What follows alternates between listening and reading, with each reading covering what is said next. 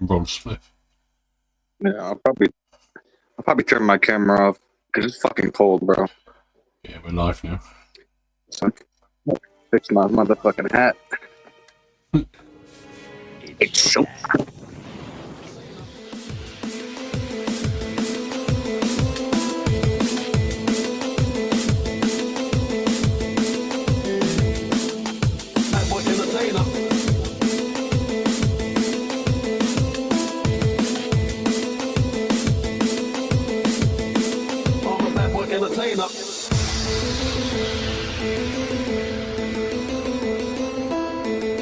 Entertainer. I'm a bad boy entertainer. Bad boy entertainer.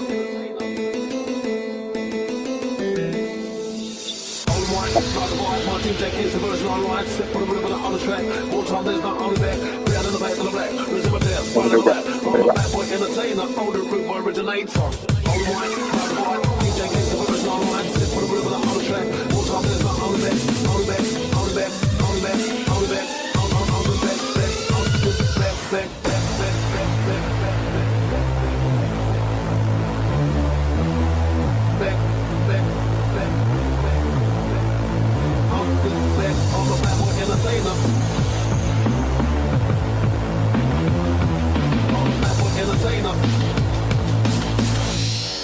Older root boy originator. I'm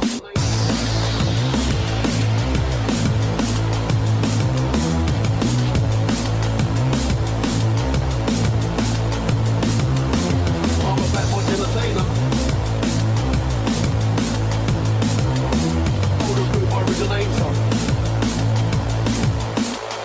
Root boy originator.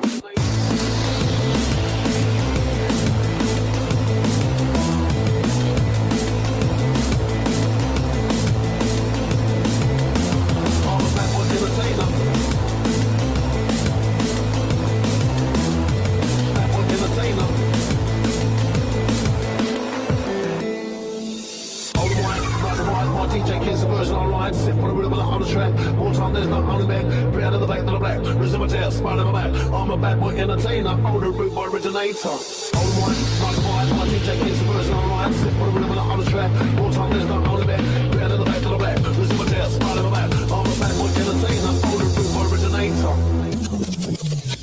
Dirty people now.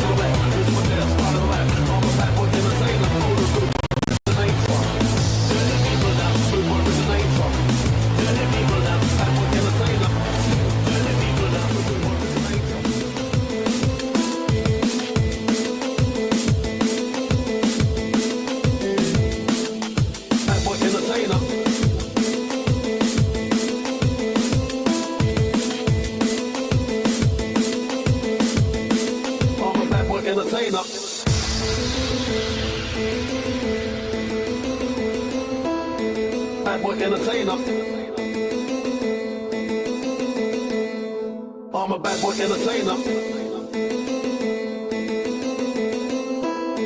Bad boy entertainer.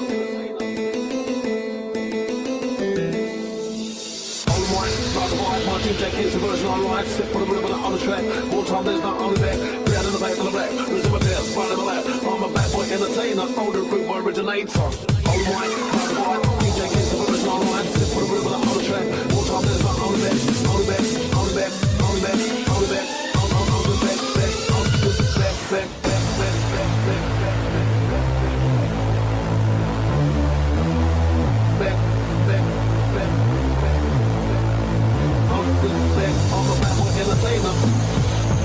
Who's Spiro?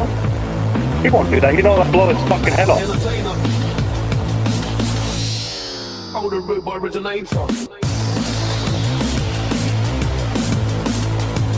Fuck him.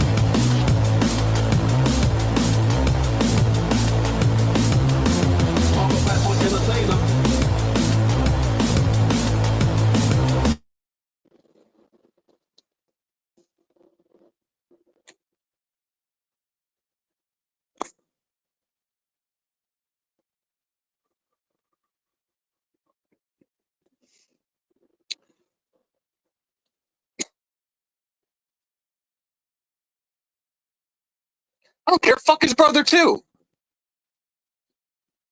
Like I give a shit. Bring them both on.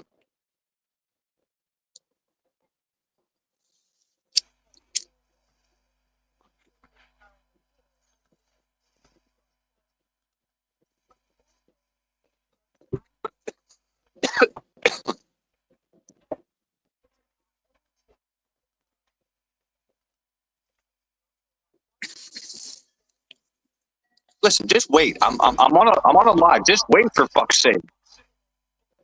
Who? Yo. I mean who? Who? Who you telling to wait? What do you mean? I wasn't just muted the whole fucking time? No. Oh fuck, dude. My bad. I was. My bad.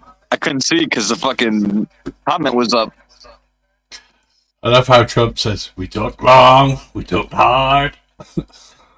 Sorry, everybody. I was talking to somebody about fucking two other little scumbags.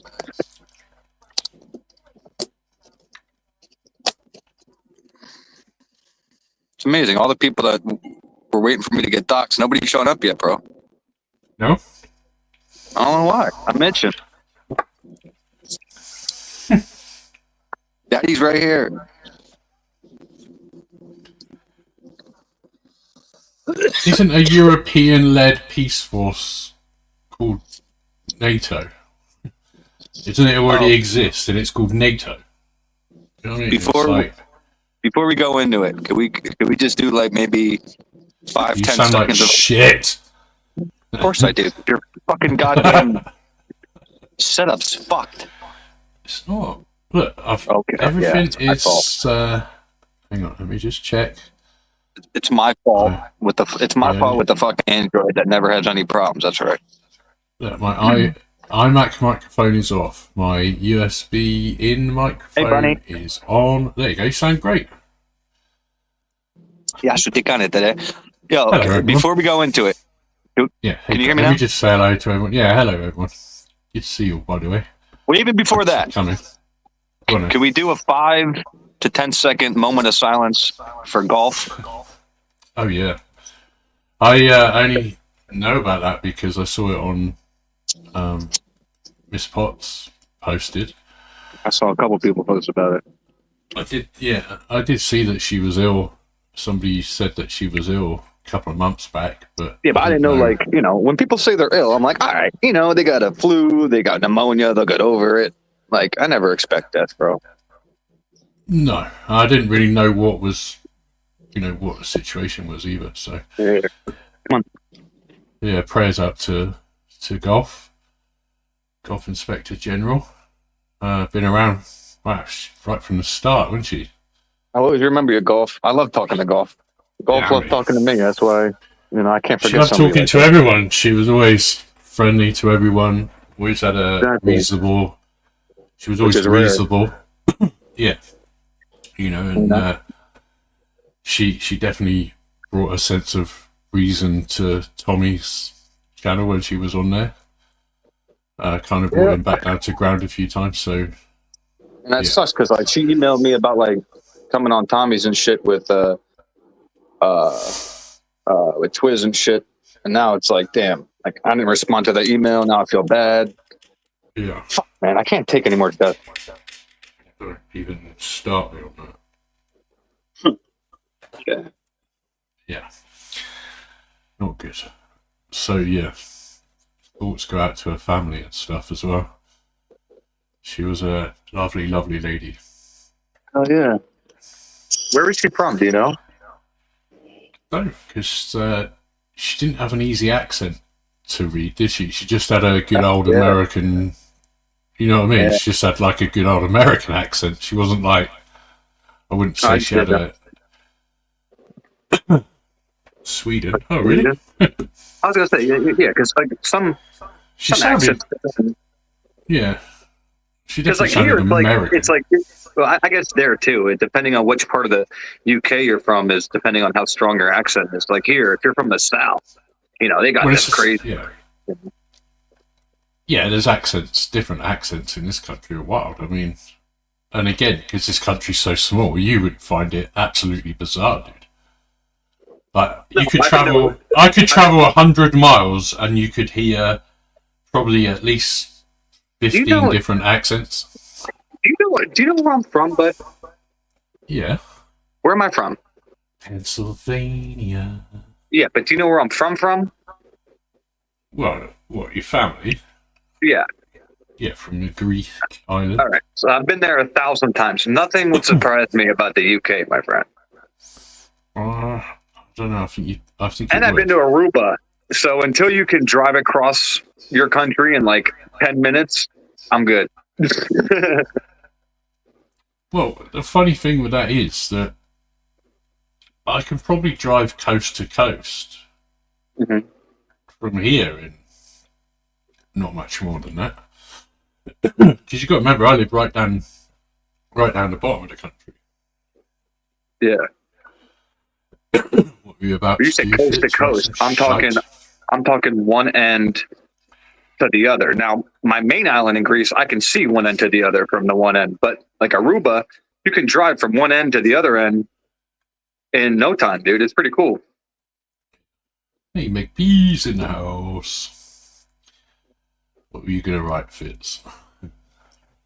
What's she going to write? I don't know. Right.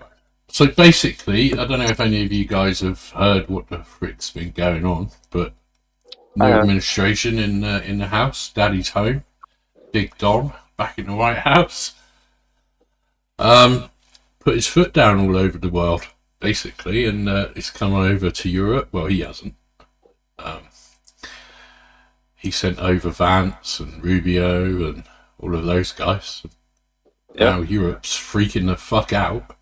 And CBS is saying Vance's speech sound like they were giving Vance shit, saying that like, how could you make that speech in Germany that used free speech to, you know, become Nazi German? And she got fact checked like, there was no free speech in Germany.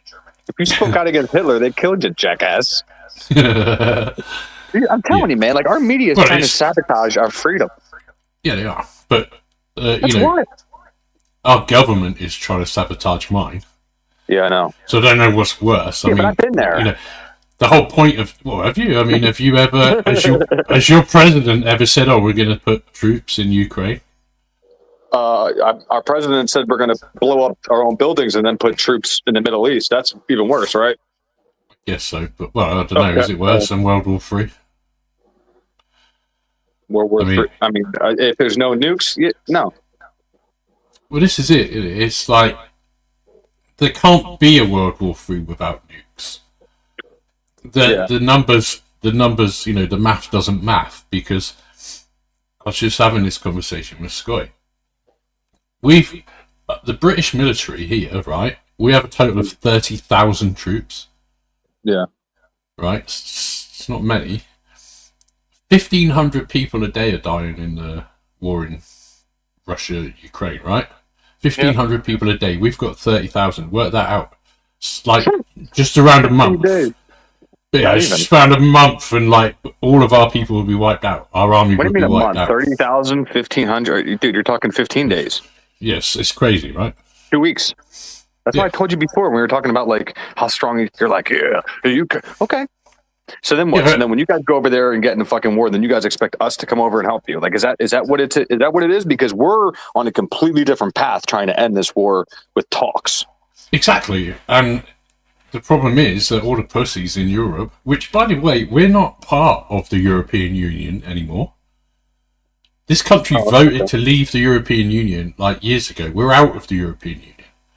Okay. So our Prime Minister has no business whatsoever going over there and sucking all their cocks, telling them that, we're going to send, you know, our kids, our grandkids over there to die.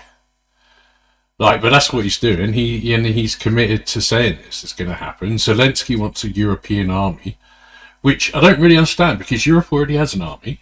You know, it's part of NATO.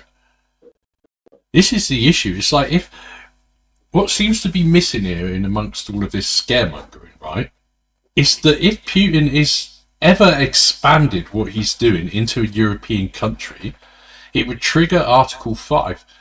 America is still part of NATO.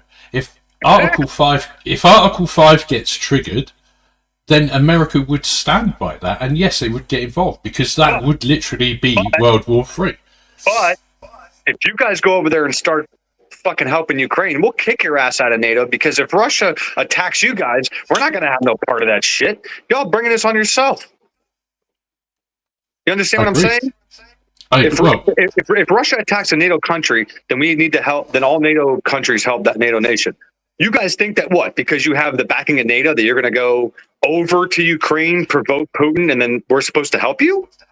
Well, I think that's what Starmer's getting at. No, I don't think that. Let's get one thing perfectly straight here. This guy, my Prime Minister, Mr. Keir Starmer, he doesn't represent the British people. He has no mandate for this. He's not taken it to Parliament to discuss it. He's just come out in the press and said, I'm up for sending troops to Ukraine. Then he's jumped on a plane to fucking France to go bum his fucking French friend Macron, who's more gay than he is, and a couple of other European leaders, trying to get them all to kick off, because they feel left out, because, you know, Russia is meeting with America. So what? Why can't you guys just fucking chill? I'm chill, but, you know, it's Ukraine. They're freaking out. They're freaking everybody out. So what? Starmer, my Prime Minister, thinks this is his moment to be some kind of war Prime Minister. I mean, he's not even a Conservative leader. He's a fucking Labour leader, which is basically, in your terms, our Democrat Party. It's pretty smart that fucking Russia sends ships by your country all the time, and you guys are trying to provoke this shit, so then one time those ships stop, and all of a sudden, like I said, dude, those containers open up. I jinxed it, didn't I? Yeah. I told you that. I always do that. Are you sure they're not going to break your door down tonight and be like, you're talking about the war? Possibly, yeah. I mean, you know, you said bad. They'll probably say I said bad words against the Prime Minister and come and arrest me for... Fucking listen, what I always do, like 24/7, I always walk around with a piece of paper with 3 numbers that I trust, my card number, like all my information I would need if I get locked up, that I can get the fuck out of jail. So just keep that on you just in case, bro, so you can get the fuck out. Yeah. Muslim Keir, yeah. He's like I say, he doesn't represent true British people. He's talking about, right, so our country now, they're all panicking, talking about raising the defence budget, right? Now, defence budget should mean that you're defending something. You're defending your country. If you're raising your country's defence budget, you should be defending your country. But yet we're being invaded every day by, you know, thousands of illegals coming in. We have more of a problem. We have more people coming into this country every day than you do coming into America now. Especially now. Yeah, that's what I'm saying. Now, like nobody coming in. Yeah. And it's like, we need to put a stop to that before we start worrying about Ukraine's throwing borders. You guys in jail for talking out about that. So they want that. Now, is that to ruin your economy or build your arm? Like, what are you guys doing? We did it because of an election. What's your guys' reasoning? He's a cock. He's a muppet.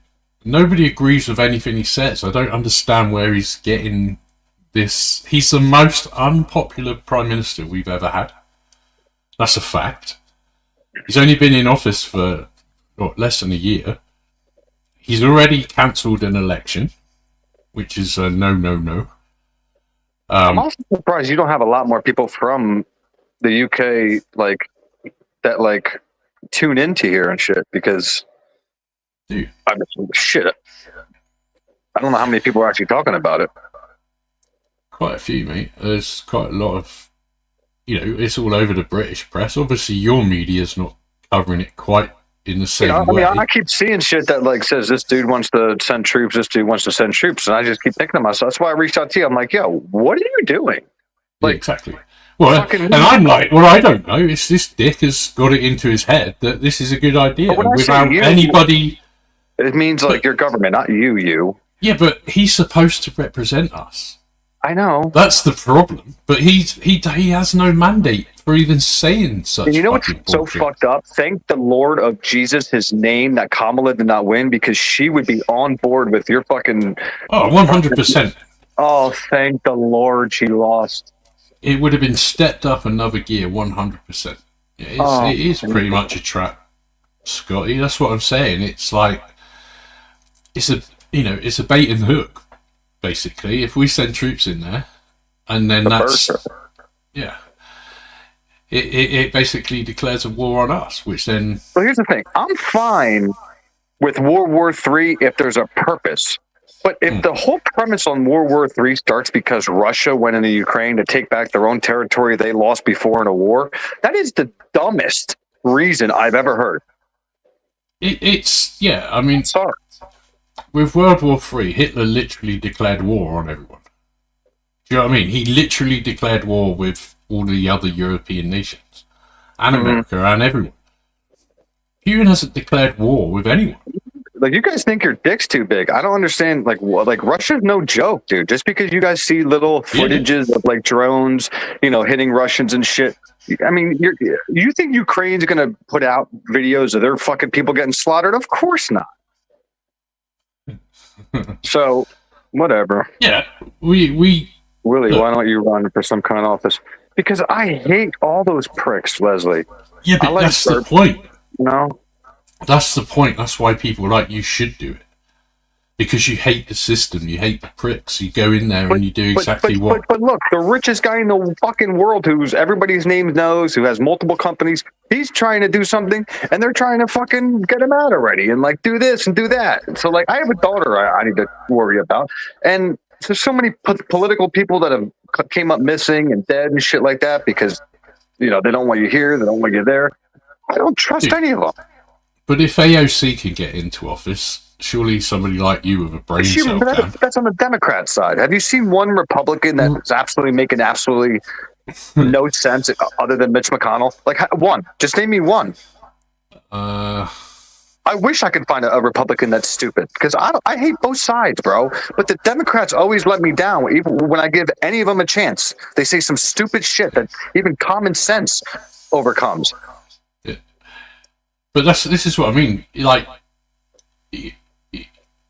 it's a great point to say. Like, people like you really should consider running for office. People your age, people with a different of opinion, really. That's how you shake the system. That's how you get things done. That's how you make change. Yeah, but if they look in all those other people's past, they're gonna look into my past and be like, oh. I'm not saying you need to, dude. Not saying you need to run for fucking president. You start off local. Start off with your local school board or your local fucking whatever, your local government stuff. That's where you start. Yeah, but then you got to secure where it's all about where you live, what services are available, what schools are like for your kid. What the prices are in your local area. That's where it starts. State level. It's interesting stuff, dude. It's like they would love me on the school board. But you'd learned a lot, and that's how you progress then up to thinking about running for government. You have to learn. When I was in the cemetery business, I've met I met every politicians. I met you name it. I met them all because I ran the biggest cemetery in that part of New Jersey, and everybody came there. You know what I mean? So I have some contacts. Huh? But were they dead when you met them? No, their family. Like when their mom or dad passes away, or whatever. And the families come there, and then I gain relationships with the children. So I got some connections in Jersey. Which Jersey? Like there's a few jerseys in there. Union, New Jersey. I don't know what that. I mean, there's Jersey Shore. No, there isn't. No, there's New Jersey. It's one state, bro. Isn't there a Jersey in New York? I'm gonna come over there and I'm gonna knock you out. We've got a Jersey here. If you ever say that again, dude, we've got a Jersey here. It's an there's island. New Jersey and there's New York, bro. That's it. Well, where's Boston then? That's part near New York. Now there's York, New Jersey, which is a city of New Jersey. Where's Jersey Shore then? That's the church. Excuse me? You just fucking told me where it is. Say the first word. Yeah, but isn't that... I always thought Jersey Shore was in, like, Boston area. That kind of, you know... All right, when you come here, we're fighting. 100%. No, right. I thought... Jersey Shore is anywhere other than motherfucking New Jersey. Because it just sounds that way. Wow. You're sick. Does the Gulf of America touch fucking Egypt? Probably. It will probably in a minute if Trump has his way. The whole of the oceans everywhere in the world will be called the Ocean of America. I thought the Jersey Shore was in... What'd you say? Fucking Delaware? What'd you say? Boston, right? Like, well, I thought it was all like that area. Oh my God, help you. I thought they all had those like heavy Boston accents. Yeah, that's Massachusetts, my friend. Yeah, that's where Karen Reed's getting screwed, isn't it? Yeah, yeah. Oh yeah. I love their accents. I told you, dude. She's going to jail. There's no option. No, she's not. And it's the same with Richard Allen. It's it's the same with all of these cases we watch. Nah, they'll give her some shit that's like, where like it's still. You think for 1 minute?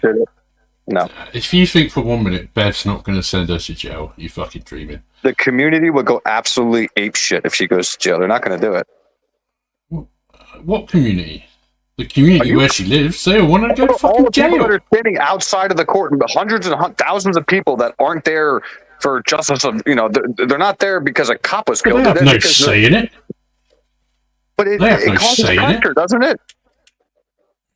But they don't have any say in it, dude. Like just last like in time. Idaho, why they rushed an arrest, pressure. Exactly, dude. If again, people keep saying I keep hearing people say, "Oh, if this goes to trial, this is going to trial, and he's going to be found guilty. The jury will find him guilty. I tell you that right now. I'll put money on it because it's already set." What happened with Karen Reed today? Bev showed her ass, like her ass. No, she lost her shit, didn't she? Because some new information came up and something to do with the feds. It's not good for her. Yeah, she needs to go. The prosecution is saying that the defense has been keeping stuff from them. So Bev lost her shit. And ended. But I only caught the end of it. So I got to see it. I don't know. Yeah, it was quite awesome. Long, I think. I hate her. But it's not good for the defense. When I say lost her shit, she had a break and she came back and she literally looked like she'd just been for a shit. An uncontrollable one as well, because she looked well ruffled and she couldn't sit down properly. But, yeah. Well, she can't handle it. She can get the fuck out. Let's listen to this clown anyway, see what he says.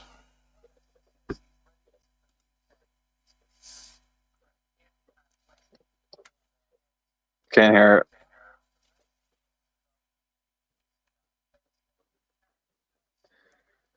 There's no volume. What? There's no volume. What do you mean there's no volume? I mean, unless... else? Did people hear this or not? Is there any volume, chat?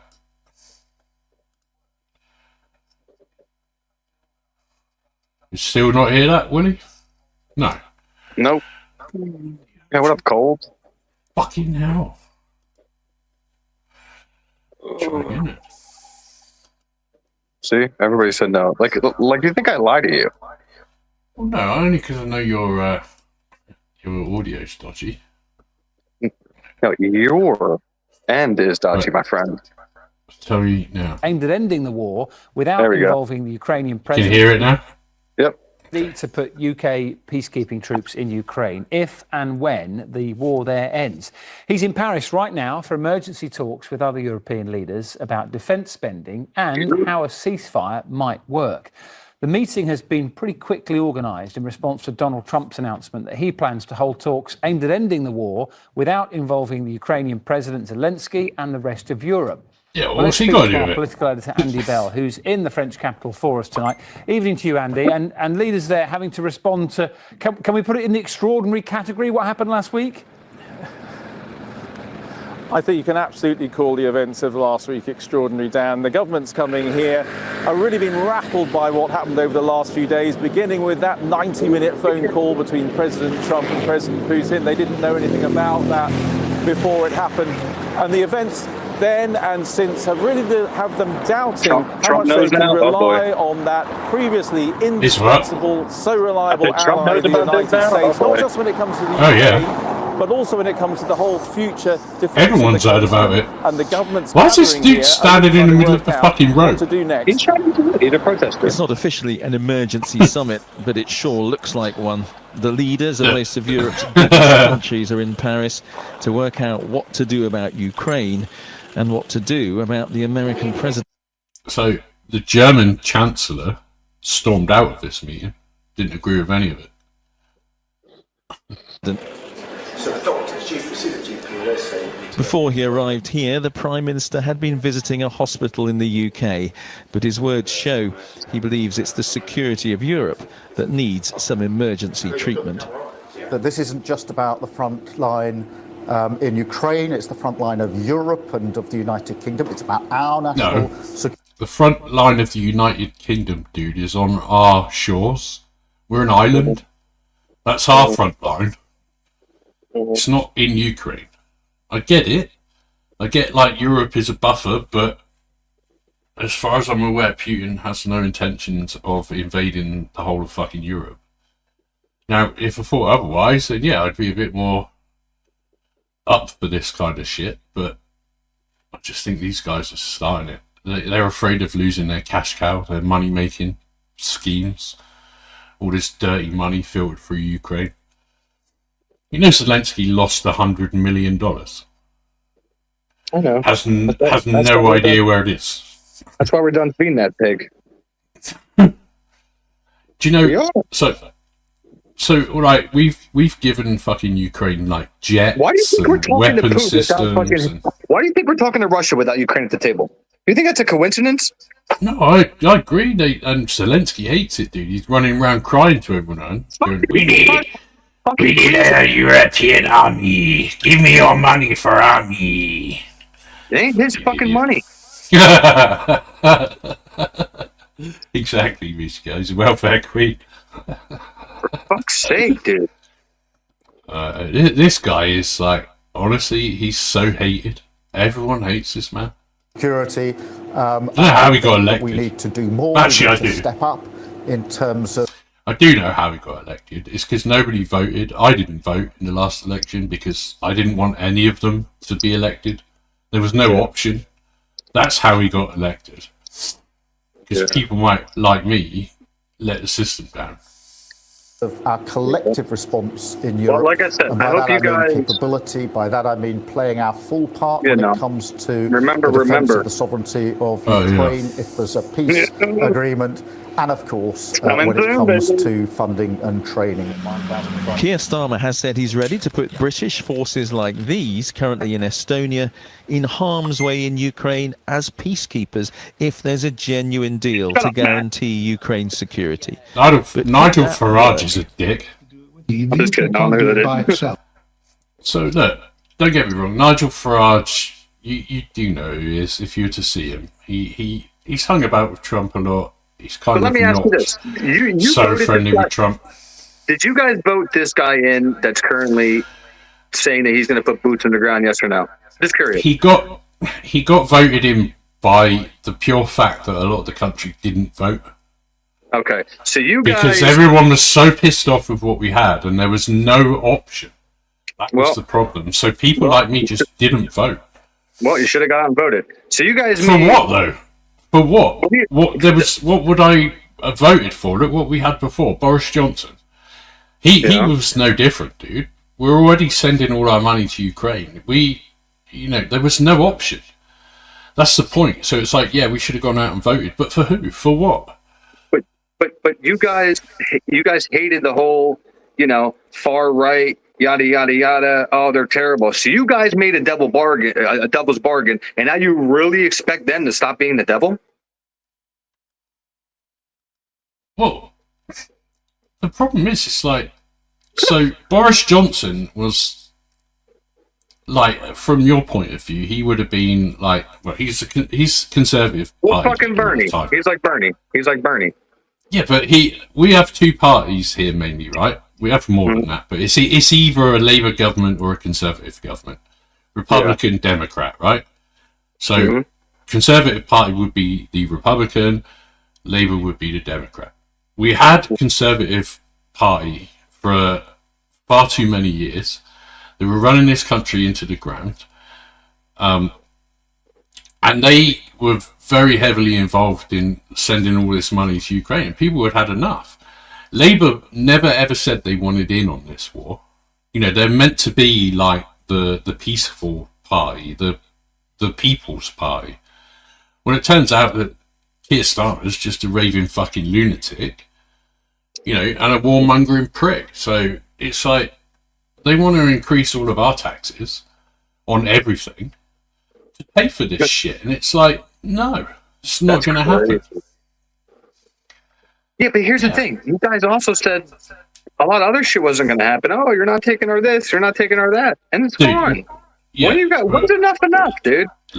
Enough's enough. When, let me tell you something, right? If he orders troops into Ukraine, you coming here? Then, well, no, I won't need to come there because it will kick off here. It's just not going to happen. I'll show you in a minute. I'll read through some of the comments on some of these videos. Bro, if shit kicks off there like heavy, I'm flying there.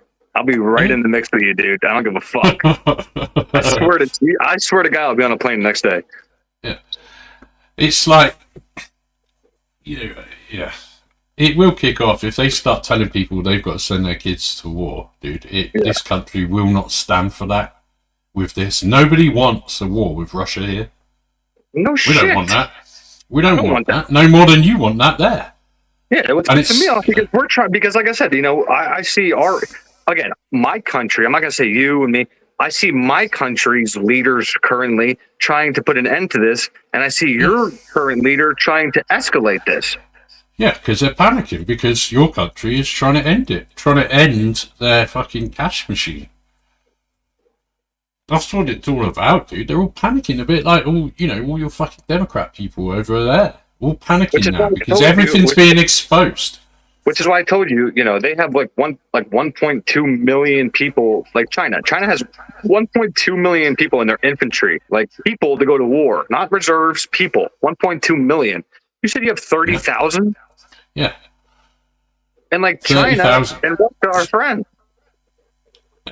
It's insane. Like most countries, like, you know, Russia, they've got millions of troops, and also North Korea is sending troops to Russia to fight. Yeah, you guys are like a Jack Russell, dude. That's what you guys. That's what you guys are. You guys are a Jack Russell right now. You're making so much noise, but yet when it comes down to it, it ain't gonna be pretty, dude. No, exactly. It's like it needs to stop. But let's watch the end of this, and I'll play some of the like reactions to it from some of the media and then some of the comments, because the comments are golden, dude. Like there's millions and millions of people commenting on like, nope, no thank you, nope, not gonna happen. And I don't think anybody's suggesting that it could. And we may only be, you know, a relatively small part of a much larger force.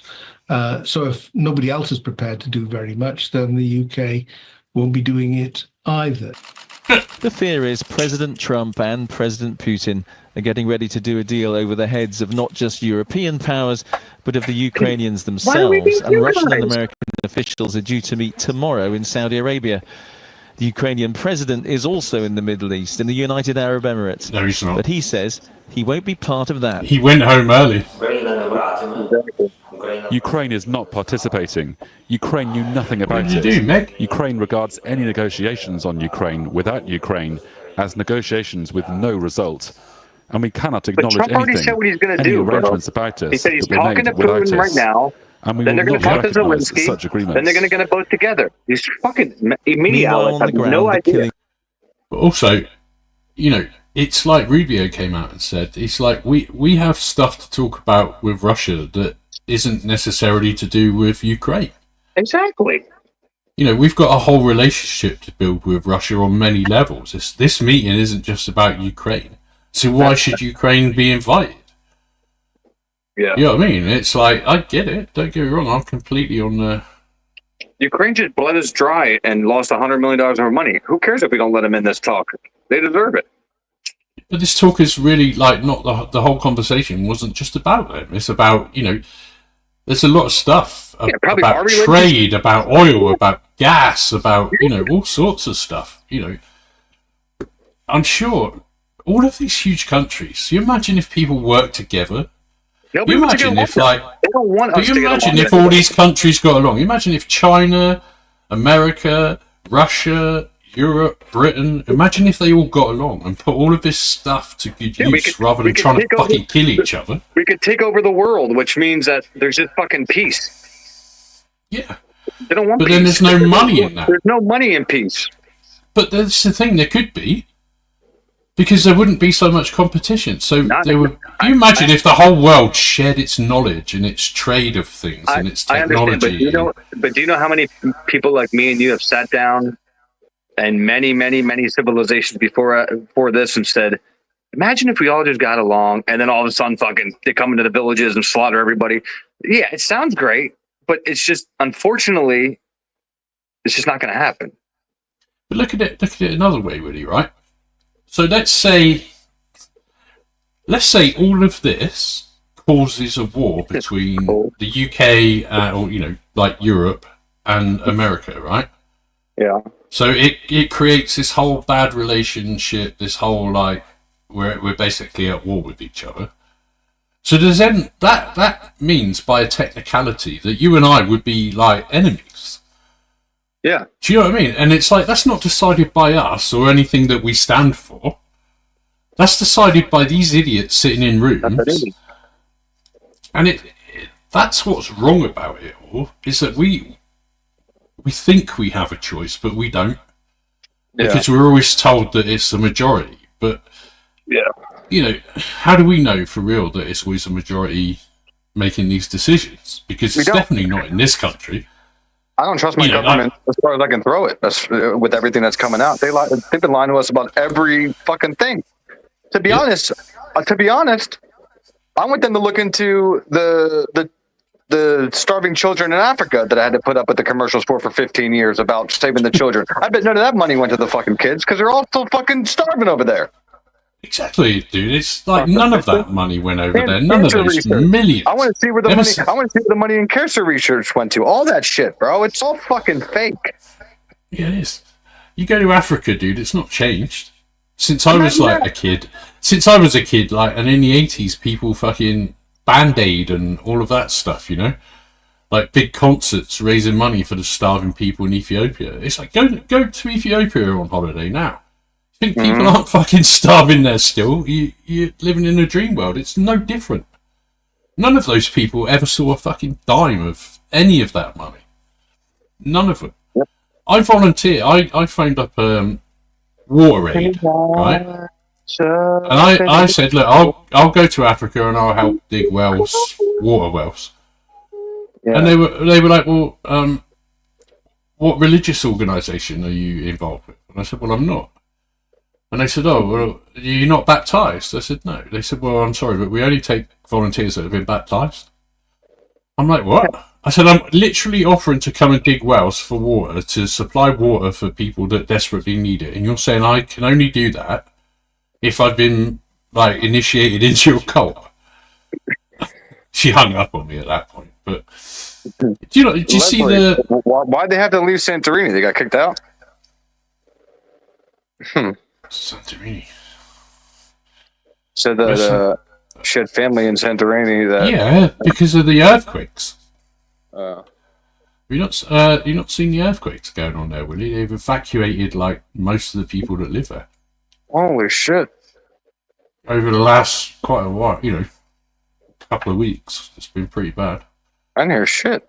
Continues in a war that has not just caused such huge suffering, but which is now shaking the security of a continent. Tensions are certainly high, aren't they, Andy? And how likely do you think it is that we'll see British troops on the ground in Ukraine? Well, we have to wait and see what sort of deal Yeah, is done. But you. even if there is a deal which opens up the way for the deployment of British forces, there are real doubts about whether that is practical, certainly for any long time period. And what that has also done is focus on how much Britain is spending on defence. There's a general view, all European powers, including the UK, are going to have to find more money for defence. The Labour government has said they're going to get to 2.5% of GDP national wealth, but they haven't said when they're going to do it by. But that will be another £7 billion a year, and that is money that I'm sure Chancellor Rachel Reeves thinks is going to be very hard to find. Andy, can I just pick you up? You're not getting out of my pocket. A few moments ago, you talked about some of those world leaders there in Paris, slightly concerned about what they're hearing from the president. Do you get a feeling that that world order that we've relied on for a generation is starting to shake a little? Satanic black magic. I think there's no doubt that's the case. I mean, no fits. This is in France. In Europe, they drive on the right-hand side of the road, or as we call it in Britain, the wrong side of the road. I could never drive there. He's in France. You could drive in France because it's no different to America. But in the UK, we drive on the other side of the road. You're all fucked. Yeah. Germany is now arresting people for posting memes and negative political comments. Oh dear. Yeah. If my door goes and I suddenly disappear, you know that This is Germany. You know that the thought police are knocking on my door. Yeah, I know, but Germany's turning into fucking Nazi the UK Germany again. Yeah, well, they're about to have an election. And they called Trump a fucking fascist and Hitler? You know, part of the reason why this is happening, right, and why Trump has done what he's done to Europe is because of what all of these weasels have said about him over the last 4 years. Exactly. They've all, even my Prime Minister, that dude Keir Starmer, I hate saying that, but he is my Prime Minister. He slagged Trump off left, right, and centre, all over the place. So now it's payback, bitch. Did you see, Trump said, the British Prime Minister sent me a note asking to come and see me next week, and the press said, do you know what that's about? And he's like, no, I have no idea.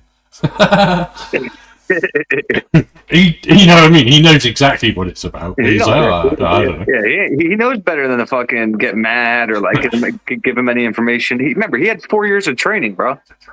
He's learned so much, dude, and it's I love he's so chilled and Elon. You know what I mean? I love when they were laughing during the interview. They were like, and he was like, you know, they're trying to drive you apart, and they were just laughing. Yeah, we know. We fucking laugh at it. Even Trump said, the people are aware of it. The people know what's the real deal. And I get that. And Elon just alluded. It's yeah, you're right. The people do get it. Listen, I think we're going to have to start having a influence in legal migration from many, many, many countries around the world soon. Y'all going to understand why it's the fucking, land of the free, home of the brave, baby. Yeah, but I'll just claim asylum. I'll just say my reasons for claiming asylum are because my own government is fucking we'll take it. Tyranny. I'll say my own government is tyranny and they're forcing me to get involved in a war that I don't want to be involved in. Come on over. But then there's the other half of me that thinks, well, fuck it, if World War III kicks off, maybe I'll just go over there, grab a gun and take my chances. Do you know what I mean? It's one way out, isn't it? Fucking go in a blaze of glory. That's what I mean. If it's going to be you guys versus the government, hell yeah. Well, I'll just go over there, grab a couple of AKs, one in each hand. Do my whole Hamburger Hill moment, you know what I mean? Run over the top. Don't fucking come here and do it. Do it over there. But against the Ukrainians, I'll just turn against them. And say, look, fucking pack it in, you lot. I'd like to I better be careful what I say, but I think Zelensky would be better off if he was either not the president of Ukraine or alive. He's going to get assassinated eventually. We got used to that. How's he managed to stay alive for this long? I don't know. It's what I don't get, because he's travels all over the fucking place. Yeah, if I was Putin, I would have had somebody take him out already, but Yeah, I mean, Putin's had people taken out in this country with like exactly. Like, what was it, sarin or whatever? Just touch somebody, don't you, with it, and they're dead. But yeah, I mean, I'm surprised that Zelensky's managed to stay alive this long, to be honest with you. That whole post-World War II Western security alliance that for decades has guaranteed what happens in Europe. President Trump, to be fair to him, during the whole election said, we are going to start having a lot less to do with European security. That's what apparently the Americans get hit by a bus. He says they have to focus on China. It's up to the Europeans to focus on their own defence. So there's a real short-term and long-term challenge for the European powers, including the UK. First of all, what's the deal going to be on Ukraine? How are you going to ensure that Ukraine is not simply sold out and that Putin can declare a victory? And secondly, how much are they prepared to commit to the whole future defence of the continent? The three Prime Minister. So, you guys already sent weapons. You guys already sent weapons. Now you're gonna send troops, and then you're gonna bitch if fucking Putin declares war against you. Well, yeah, it's never gonna happen. By the way, it's just not gonna happen. Troops are never gonna go to Ukraine. It's just. How do you know? Happen. What do you mean? I know it won't. Your boy's saying it, man. He's not my boy. He's nobody's boy. That's the problem. Well, you just said he speaks for you right now, so how do you know? No, he thinks he does. Oh. There's a difference. What are you guys going to do? Take your guns? Oh, wait. I mean, take your sticks and go to the fucking Capitol? What's this video? I want to play this guy. Video here. This guy cracks me up.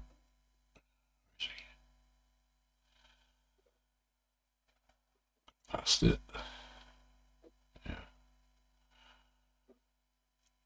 Yeah. So there's been quite a lot of kickback about all of this stuff, as you can imagine. They're going to go, meanie. The military's brainwashed.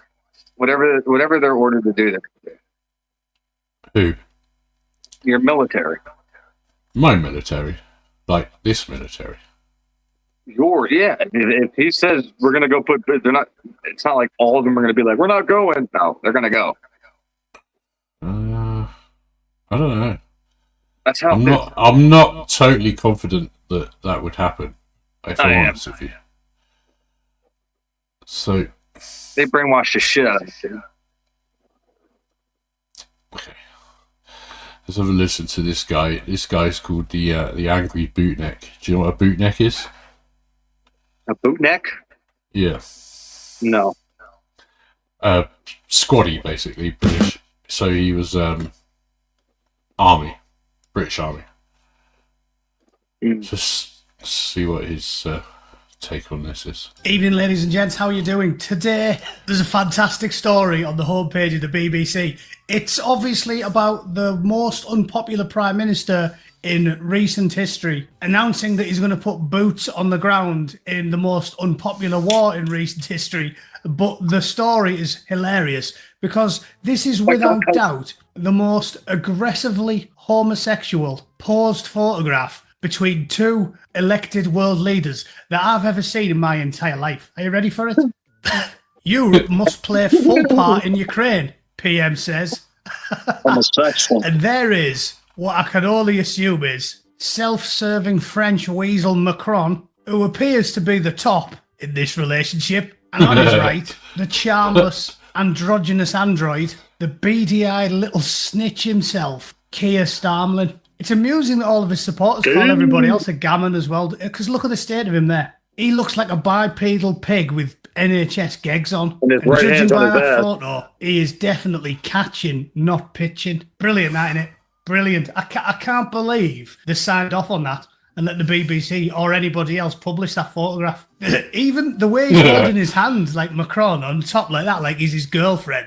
And the sort of smug... I mean, at least Macron's got a chin and he looks smug and pleased with himself. It actually does look like 20 seconds before this photo was taken, Macron was bouncing on his dirt box. I love that. It's a fantastic picture. for a fantastic story. So I'll read you it, and then obviously we'll laugh at this ludicrous attempt to have total unending war for you and a life of privilege and luxury for the authoritarian sociopaths that are ruling Europe with an iron fist. Looking at these two European leaders, it does make you understand why the rednecks and the hillbillies are somewhat scornful of the Europeans, doesn't it? Because they got that famous picture of Trump covered in blood, pumping his fist in the air, looking badass, and we get that. Two gay lovers waiting for an Uber in the YMCA car park.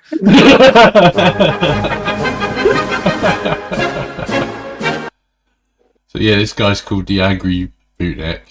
Homosexuals. Check him out. He's funny as hell, dude. So this is what this is what army, ex-army. This is what these guys think about the current state of affairs.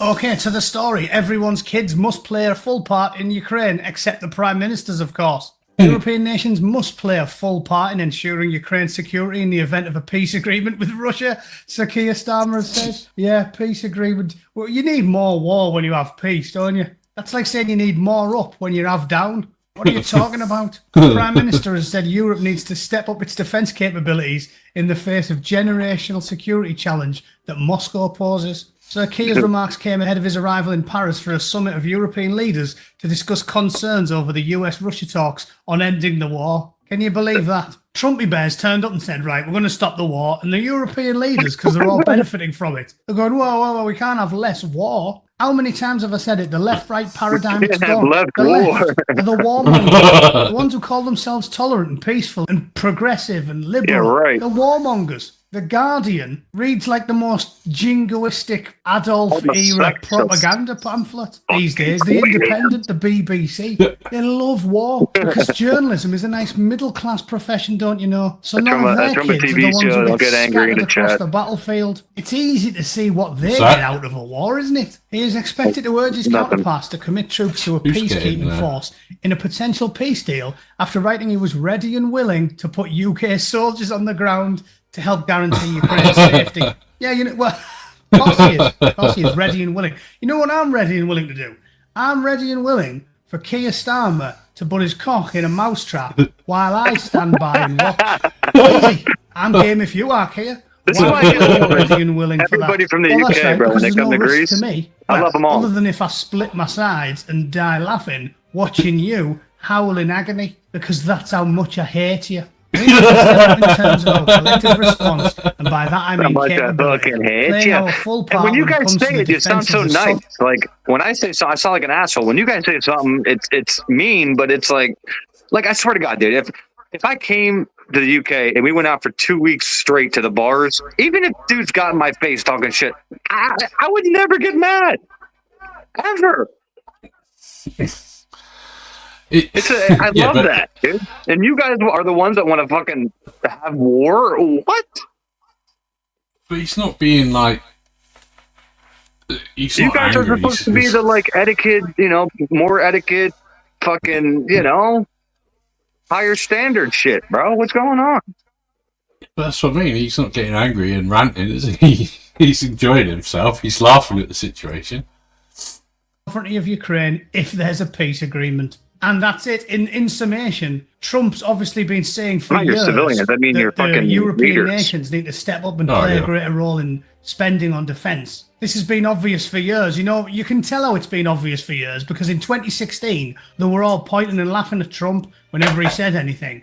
And then, obviously, 9 years later, everything he said came true, and they're all wrong, and they've been wrong for 10 years. And this short-termism of our myopic, self-centered, degenerate perverts, leaders of Europe, the myopic tendencies they have towards short-term power it's just like Cleggy. Old Nick Clegg saying there's no point in building a nuclear power plant because they take ages, even though they've all been finished by 2023. It's typical of them. They do everything 10 years too late. And now, because they're pissed weak, they might have to put your kids in harm's way in Ukraine because it'll benefit Sir Keir Starmer. Brilliant. I made a point of this on Twitter. At the end of the day, well, I'll read you it. It's lunacy. I think he's the least popular PM ever, about to put boots on the ground in the least popular war ever. As soon as the body bags come home, they best zip him up in one as well. And there we have it. It's a very sad day when a bootneck, an angry one at that, has got to be the voice of reason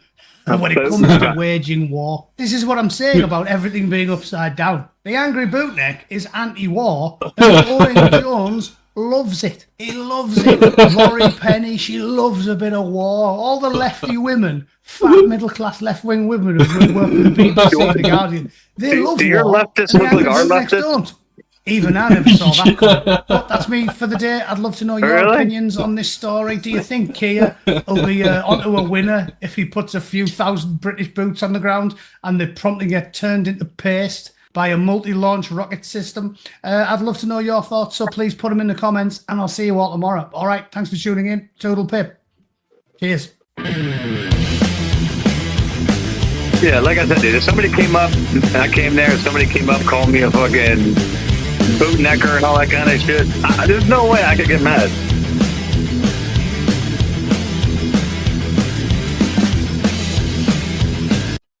Oh, you're a redneck. Basically. A bootneck, whatever the fuck he said, bootneck. Well, he's a bootneck. That's what they call, like, Scotties. I wouldn't fucking fight anybody. Dude, you know why? Have you ever knocked somebody out? Yeah. and their head hit the fucking pavement? No, not the pavement. Yeah. Well, dude, that is the scariest fucking feeling in the world. Like, it's all high and mighty when you knock somebody out until their fucking head hits the back and you don't know if they're going to wake up or not. And you're sitting there like, fuck. Because here, if they don't wake up, you get charged of murder. Yeah, same here. Or, yeah. So, to me, I do escalate shit these days, man. Yeah. So, that guy, you think he's funny. Check this dude out. This is Godfrey Bloom. So, where's that guy from? He's from up north. He's got to be from not too far away from, like, Scott. Because he has a strong accent. Probably, where would you say he's from, Scott? He's definitely from your part of the world somewhere, isn't he? Like, definitely sounded like he had a bit of a Yorkshire accent.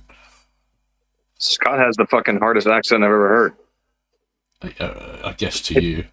It took me 6 days to figure out what he was saying after I deciphered it. Dude, that was a great night. Yeah, it was. It's funny.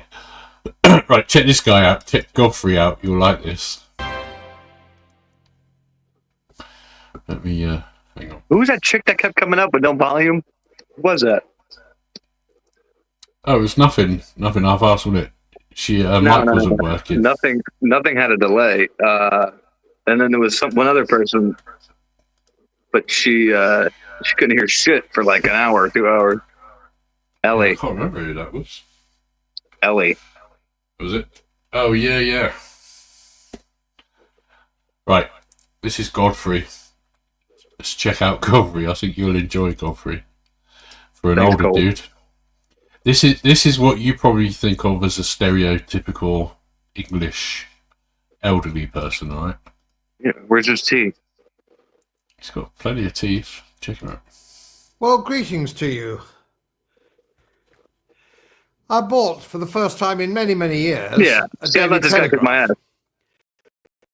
ass. Because the headline captured my attention.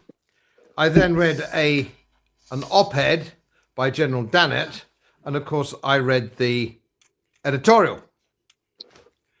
I have never read so much silly, ill-informed nonsense in all my born days. I never thought I'd live to see it in the Daily Telegraph, when they used to have all the Times and these main supposedly good newspapers, which used to have people like John Keegan and Claire Hollingworth writing about matters defence and matters military. Fascinating how poor these people are. Now I'm going to just run through a few facts yet again, if you'll bear with me. The CIA-inspired coup in the Ukraine in 2014 installed a government suitable to the Americans. This is very true what he's saying, by the way. Regime change, or then wanted regime change in the Russian Federation. And they thought they could do this by stoking up a war with the Russian Federation and bleeding the Russian Federation dry. And that's what it was all about. 100% truth. Russia, the hostility to from the Ukraine to the Russian Federation manifested itself in the murder of somewhere in the region of 14,000 ethnic Russians in the eastern Ukraine, and constant nagging problems on this matter, and the try and closing down Russian culture within the Ukraine. All of this has been said before, and I'm not going to go there again. And if you think I'm being bright after the event, have a look at my website where I said how this would unfold. I got my timing wrong. I thought it was unfolded like this at least 18 months ago, and it didn't. But Exactly backward. now, and it's in its very, very final stages. So everything I said has now come true, apart from the timing aspect. And timing, of course, as we all know, is a critical thing. But leaving that aside. So, what of the Daily Telegraph? What's in it? Well, first of all, does anyone think he looks a bit like a tortoise? I think he looks a bit like a tortoise. But we have Keir Starmer with no military experience whatsoever. Listen, when you have Mitch McConnell here, nobody else looks like a fucking tortoise but him. In case he says he's the most tortoise-looking son of a bitch I've ever seen. This guy looks like a nice. I want this guy to be my grandfather. That's all I'm saying. He might be. I personally think he's too calm. He's too calm to be my grandfather, but I wish. He does look a bit like a tortoise, I think. No, he doesn't. No, Mitch McConnell's a fucking tortoise. Stop it. He's got a picture of the Titanic in the background. I bet he was on it. Okay, later do it side by side, and let's let chat decide which one looks more like a fucking tortoise. All right. In case the Russians decide to invade again. Now, I'm not quite sure whether Keir Starmer is just thick and doesn't get it, or he's playing some other sort of game which I don't understand.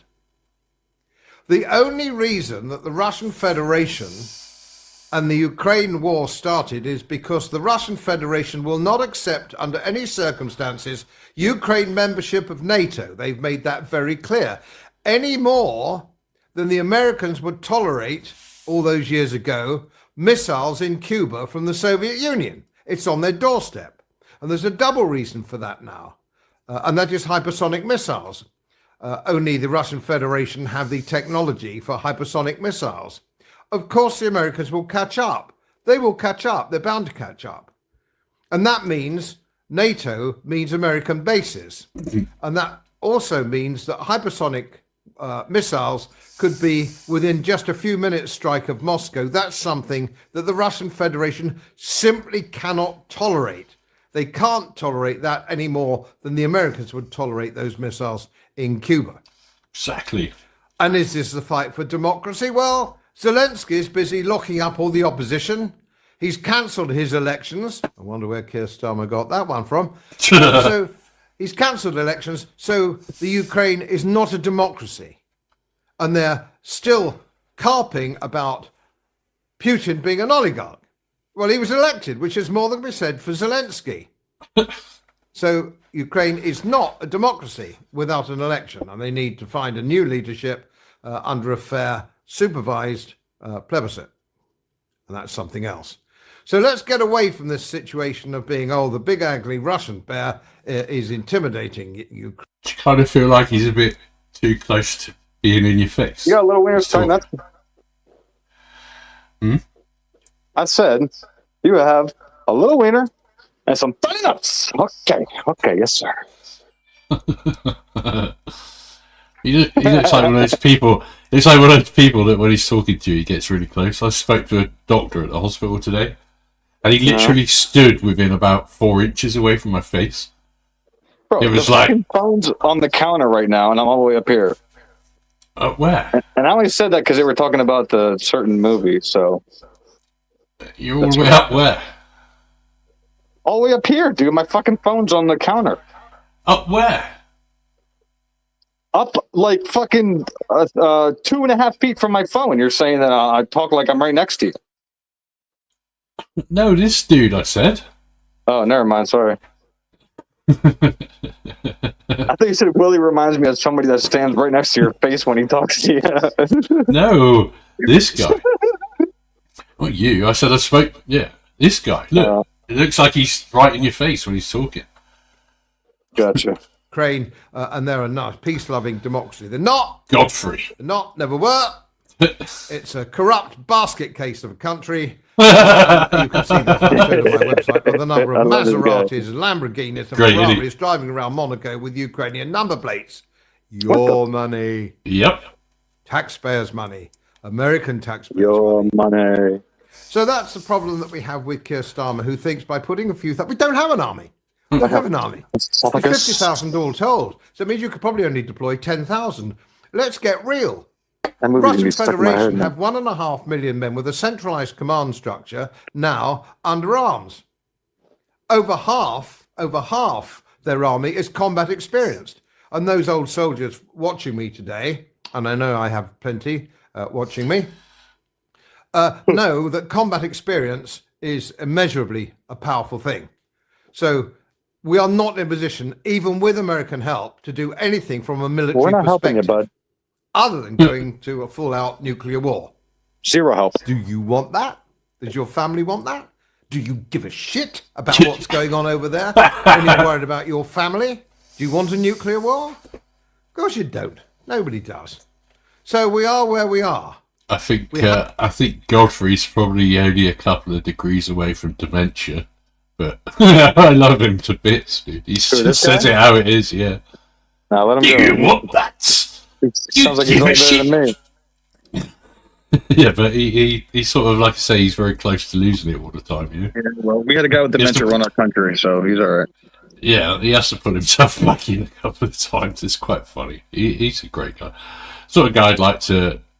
He's the sort of man that, you know, there's so many men like him. Exactly. Live where I live here in this village. It's very, like, retired military and then watch your country go to shit. And they will not include NATO being part of that. The Russian Federation have made that very clear. The editorial, and remember the Daily Telegraph is now run by Boris Johnson, who has been diametrically opposed to peace in the Ukraine. He loves war. Since 2022, April, when there was a deal on the table, which he scuppered. So in the editorials, we're getting Boris Johnson's point of view. Which, of course, is worthless. It's worthless. And then the op-ed was by Lord Dannatt. Well, okay, Dannatt's a soldier, but he doesn't seem to have any understanding of geopolitical, the modern geopolitical world. And he's talking about NATO, Ukraine, at some stage becoming a member of NATO and protected by Article 5. Dannatt simply doesn't get it. This is what it's all about. The Russian Federation cannot and will not ever join NATO.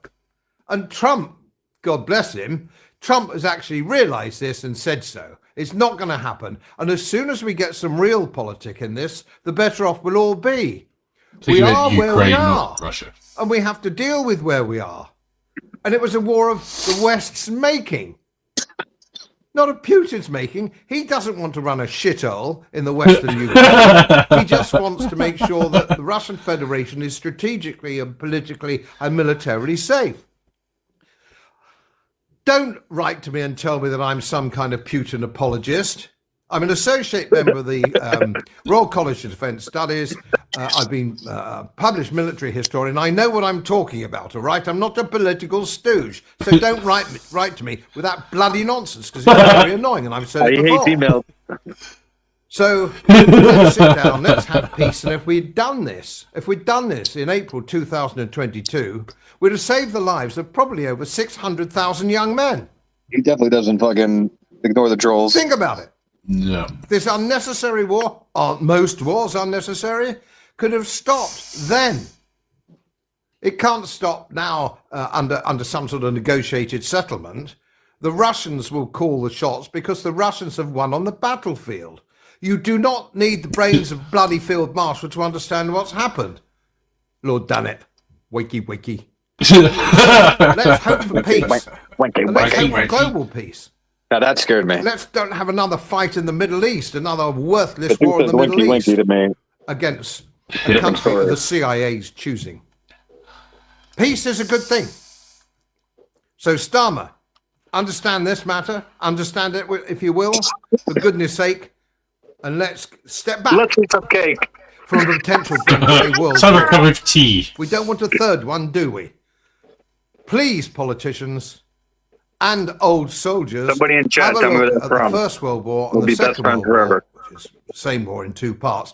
Have a look and see the death, see the maimings, see the terrible tragedies that major wars cause, and step back. Step back now. Yeah, there you go. And for goodness sake, let's eat some Gotta- cake. You gotta love country. Amen. Says it how it is. No messing around. Called Ukraine a shithole.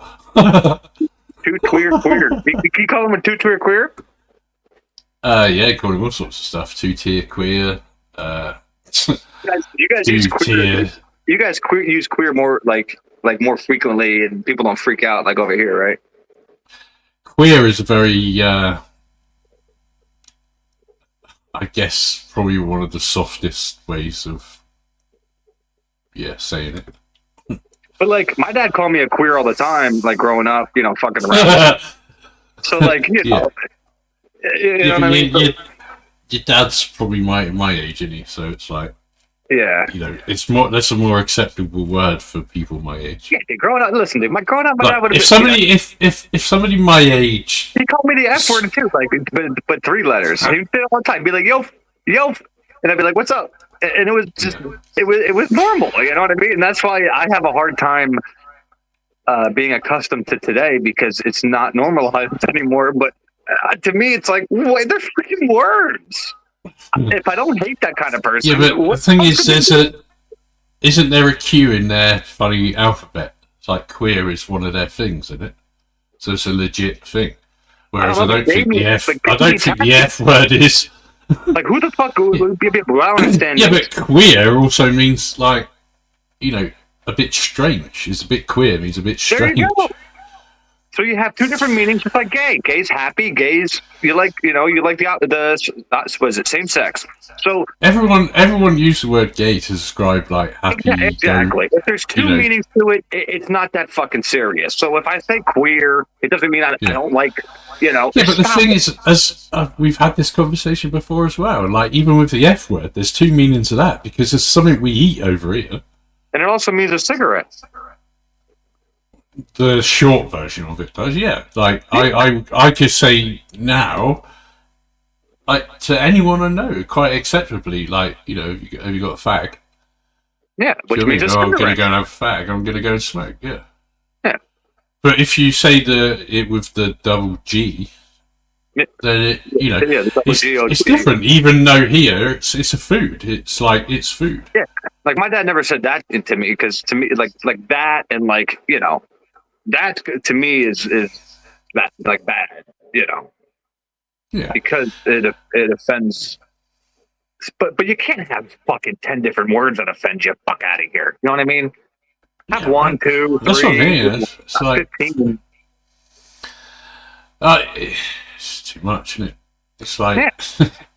But I mean, telling a story. But my dad used to say all the time. He'd be like, "Yo, fag." I'd be like, "What up?"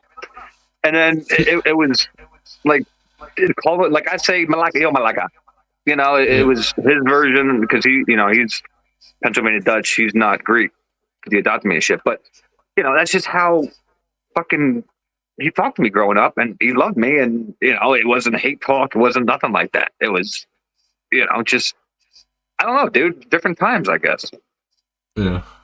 Yeah. But now they want to change words and change definitions. Well, everybody just gets offended. So it's like. Well, fucking who? I mean, why weren't they offended back then? I don't know, because exactly, man. Can I buy a fag, mate? I mean, that's the sort of thing that we would say, though. I could still say that to people my age, and they would just give me a cigarette. Do you know what I mean? Yeah. Like, they wouldn't think I was saying anything derogatory at all. If I said to one of my friends, "I'm going to buy my fag off you," They would literally just give you a cigarette. Yeah, because obviously that doesn't. Yeah. But if you were to say that to one of your friends, they'd be like, "What the fuck are you talking about?" Exactly. You fucking homo. Is that, I mean, are you allowed to say that? You know. Yeah, but if I went to the older generation and said, "Yo, can I bum a fag?" They would understand. But it is weird. So anyway, look, Starmer came out yesterday and reinforced what he was banging on about. Let's listen to this garbage. But there must be. Yeah. Actually, I don't know if I want to. I want to thank President Macron for convening us this evening. Do you have sound? Can you hear it? Of Ukraine. Yeah.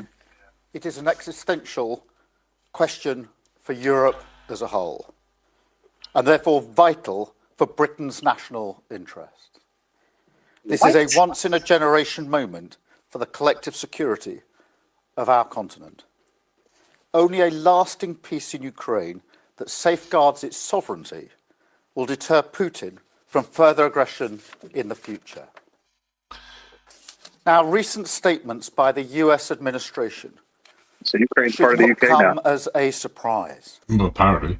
President Trump has long expressed the wish for Europe to step up and meet the demands of its own security, that he wants to get a lasting peace agreement to end. I bet this dude could just bore himself to death. You know, I mean, if he sat in front of a mirror for 10 minutes talking, he'd just drop dead of boredom.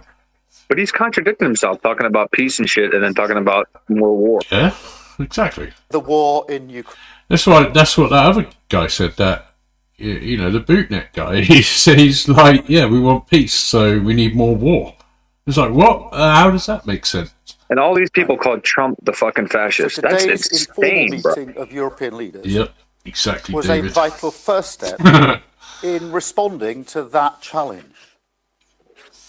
On defence, it's clear the US is not going to leave NATO. Yet. But we Europeans Well, to do more. Don't tempt us.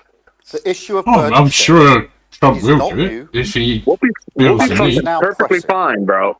And Europeans will have to step up, Trust both me. in terms of spending. We'll become cool with Russia, and then you guys will be like, what the fuck happened? On Ukraine, we're at the very early stage of the process. Europe must play its role.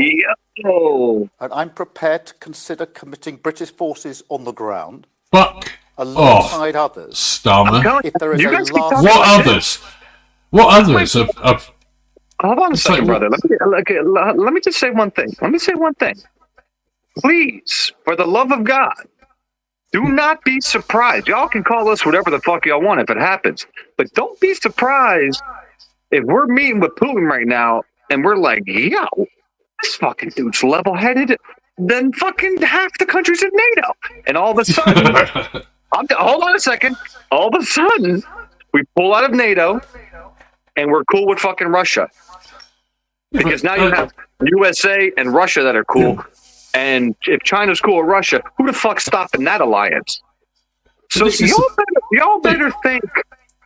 This is where the alignment is, though, is because the countries that you just mentioned, like Russia and China, don't stand for any of the woke bollocks.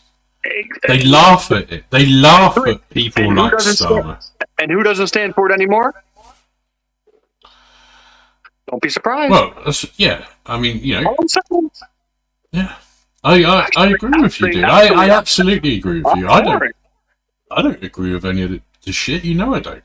It's just been rammed down my throat, and I've been told that this is what I have to abide by. Okay. So can we just talk real quick? The last dude just said that Boris ixnayed the deal to end the war. We know that. Now Boris's opinions, I guess, from what that guy said, are being blasted all over the media because they want you guys to be okay with war. Well, he's an editor of a newspaper. Yeah? I get that. Yeah. But if you guys are over there trying to start war, we're over here trying to talk peace with the war. We're going to have a clash with you guys very soon. Not like, you know what I'm saying? absolutely agree with you 100%. If look, I can see what's going to happen. Right, is Trump's going to wind up a deal with Russia and Ukraine where it's going to be a one-time offer that Ukraine gives up, where Ukraine gives up some of the territory in the east that all of this kicked off over, which wasn't theirs before. Exactly. They don't join NATO. They don't, they don't put NATO on Putin's borders, and it will stop. Hey, Meg. If they don't agree to that, I can imagine Trump then saying, "Well, then we're out." Do you know what I mean? Like, then America is out of this. Sort it out for yourselves, and then he'll just like reaffirm his relationship with Russia because it's a good trade for Russia. It benefits both countries when there's good agreement and good trade between countries. Answer my question. If in a world, right? What alliances or all these little organizations and shit that people want to make up words for? Who's stopping the United States, Russia, and China if we all fucking get along? Who? Problem is, it's like nobody, but you're. So I'm tell your fucking buddy there on screen to tread lightly before you go against us. Yeah, but listen, your politics definitely don't align with countries like Russia or China. That don't matter. Because you have... Our politics aren't aligning with your country right now, are they? No, but you have a constitution But listen, you have a constitution that gives you rights. They don't have those things in Russia or China. Okay, how many countries in NATO are... Let's see. Let me see who's in NATO real quick. All the... Because like I said, over here we can have guns. We can have 10 times more things than fucking all these other countries that are free can have. So no, you're not like us. You can't have guns in. There's no European countries where you can have guns. Nobody's like us. You heard? Yeah, but this is what I'm saying. We so why other countries that are saying they're sovereign? Okay, cool. You guys are free. Listen, you tolerate it, but Australians thought they were fucking free, and what happened? They wound up in camps. Are you free then? But what you fail to understand, Woody, is the countries that you think you should align with, like Russia and China, hate you. Mm-hmm. Okay. They absolutely hate you. They think that you're, they think for that now, you as a population are a laughing stock because of your. For now. No, they frowned upon the Western world for centuries. Until they say, the United States is talking to our ally Russia about stopping their war, and all these other countries over here are trying to keep it going, sending troops. Yeah. So now you think they're going to hate America? No, but what I'm saying is there's countries like... You'll never change the dynamics between countries like Iran and Russia and, the Arab Emirates, and because they're all invested with each other because of oil and gas. It's what it comes down to. It's commodities. It's all commodity based. That's what it's all I'm just about. saying, don't be surprised if we make a deal and then all of a sudden we make a deal with China about Taiwan, and then all of a sudden, we're all cool and you guys are freaking out. I'm just saying, don't be surprised because Trump's not a fucking warmonger. No, but he hates China. Okay. I can't ever see him and he would never. And China hates tariffs, so we'll see. That's. I get it, but he would never ever say it's okay for China to invade Taiwan because it's about sovereignty. I'm saying end it where they don't invade Taiwan and fucking trying to get something, maybe some tariff kicked off or whatever. Well, yeah, maybe. He's a deal maker, bro. Yeah, he came out the other day and said that whatever tariffs any country charges America is what he's going to charge back. Why not? Like reciprocal. Well, yeah, why not? I thought that was already the case, really. And if that's the case, if you're going to just charge people the same amount of money, why don't you just have a free trade agreement? Yeah, just put it to zero. What the fuck? Exactly. It doesn't make sense, does it? It's like if you're going to charge me 30% and then I'm going to charge you 30%. That's like me giving you I'll say, well, yeah, it's like yeah, you're giving it me back. Yeah, it's like me giving you 4 quarters for 10 dimes. Yeah, it's just dumb. So it's like, and it just creates hostility. So surely it benefits people to have free trade agreements, but I don't know. We'll see. I'm just saying, man. Yeah, I agree with. I don't disagree with everything you say. It's the world, bro. Anything can happen. Look, anything can happen, especially if World War III kicks off, and America decides that actually we're not going to get involved in that. That's what I'm saying. We're like, yo, okay, well, we're over here trying to make a deal. You guys kicked it off. Good luck. Yeah, I agree with you. Do you know what I mean? I wouldn't disagree with you on that front. I just think that we need to stay the fuck away from like trying to push things and make things worse just because they're butthurt. They're not invited to a meeting. Me and you would be having such a complete different conversation if Kamala, like, seriously, think about this. If Kamala won, we'd be talking about, like, war would be happening, like, we'd be sending, like, 100,000 troops tomorrow. Well, no, things would have just continued as they were, with the continued feed of money to Ukraine without anybody knowing exactly where it's going to. This is the problem. Like, so nothing would have escalated very much. They would have just kept dripping that money to Ukraine. But if you guys were helping just send munitions over to the Ukrainians, why all of a sudden do you guys want to put your own citizens over there? Because there has to be a reason. Well, yeah, I really don't know. I think it's just our Prime Minister trying to be a hero. You know what I mean? It's like a hero in a war that doesn't involve you guys. Exactly. But they're committed to seeing this war through, which, you know, it's a proxy war at this point, isn't it? It's like we are involved. Well, if we're sending munitions and... Well, like I say, he keeps talking about Ukraine like he's like they're part of the UK. Yeah, no. And it's like we're not even part of Europe. We're not part of the EU anymore. We're our own sovereign country. You know what I mean? We're not part of the European Union. Yeah. It's none of our business, really. This is nuts, dude. It's like, yeah, that's what I mean. It's this gut reaction by some fucking idiot, some muppet that happens to be Prime Minister trying to be a hero in a moment where it's just making things worse. He's gonna get his fucking ass kicked. I'm telling you. He's gonna, by his own fucking people. Exactly. Peace agreement. But there must be a US backstop. And if you're listening, you pigs, I said that. Security guarantee. Come get me. I'm in America. Is the only way. We'll fucking lock you up. To effectively deter Russia from attacking Ukraine again. So I will go to Washington next week to meet President Trump and to discuss what we see as the key elements of a lasting peace. I spoke to President Zelensky on Friday, and will do so again in coming days. And we envisage a further meeting with European colleagues when I return from the US.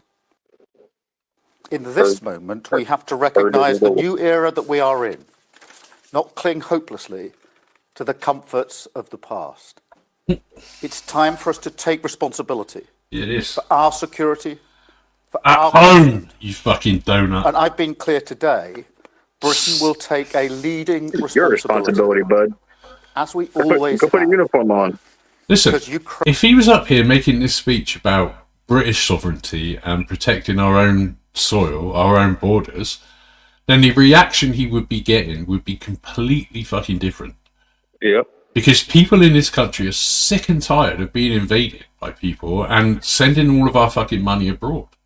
Especially they when are you guys absolutely sick of it, dude. Especially when you guys, I'm sure you guys have access, obviously, to U.S. media, and when you see like what we're doing over here, you guys are all probably like, "Yo, can we fucking do that?"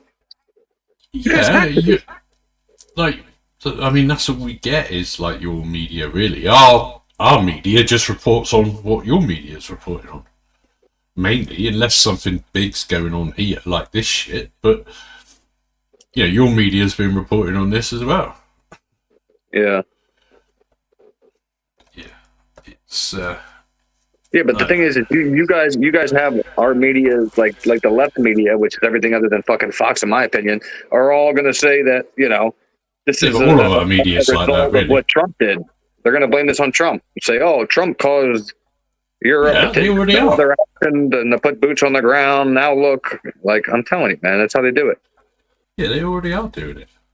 Like Sky News in this country, dude, it's disgusting. Sure. Like it's they're so biased, and then you got the BBC, which is like taxpayer-funded fucking television, so it's government-run. BBC's the worst, bro.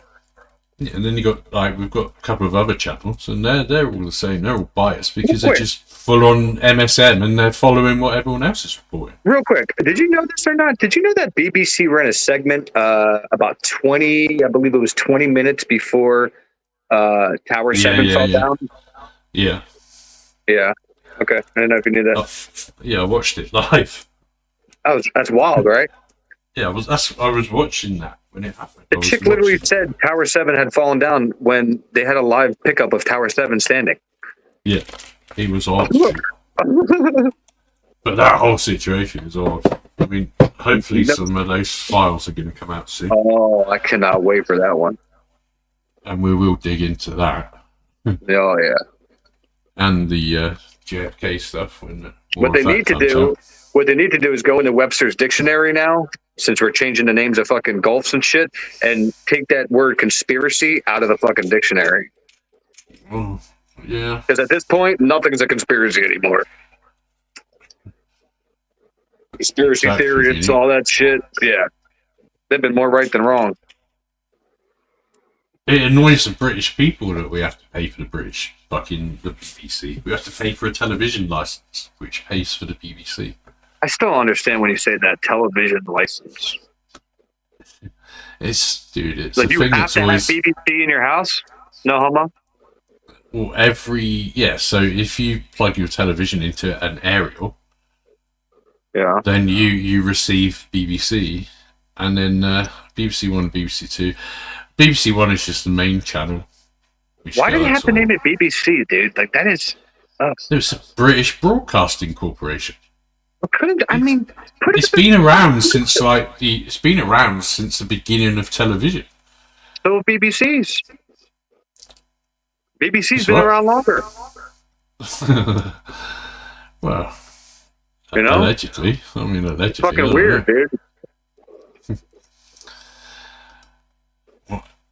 You watched 18 simultaneous news feeds start about 15 minutes before, yeah. I was watching. Longer.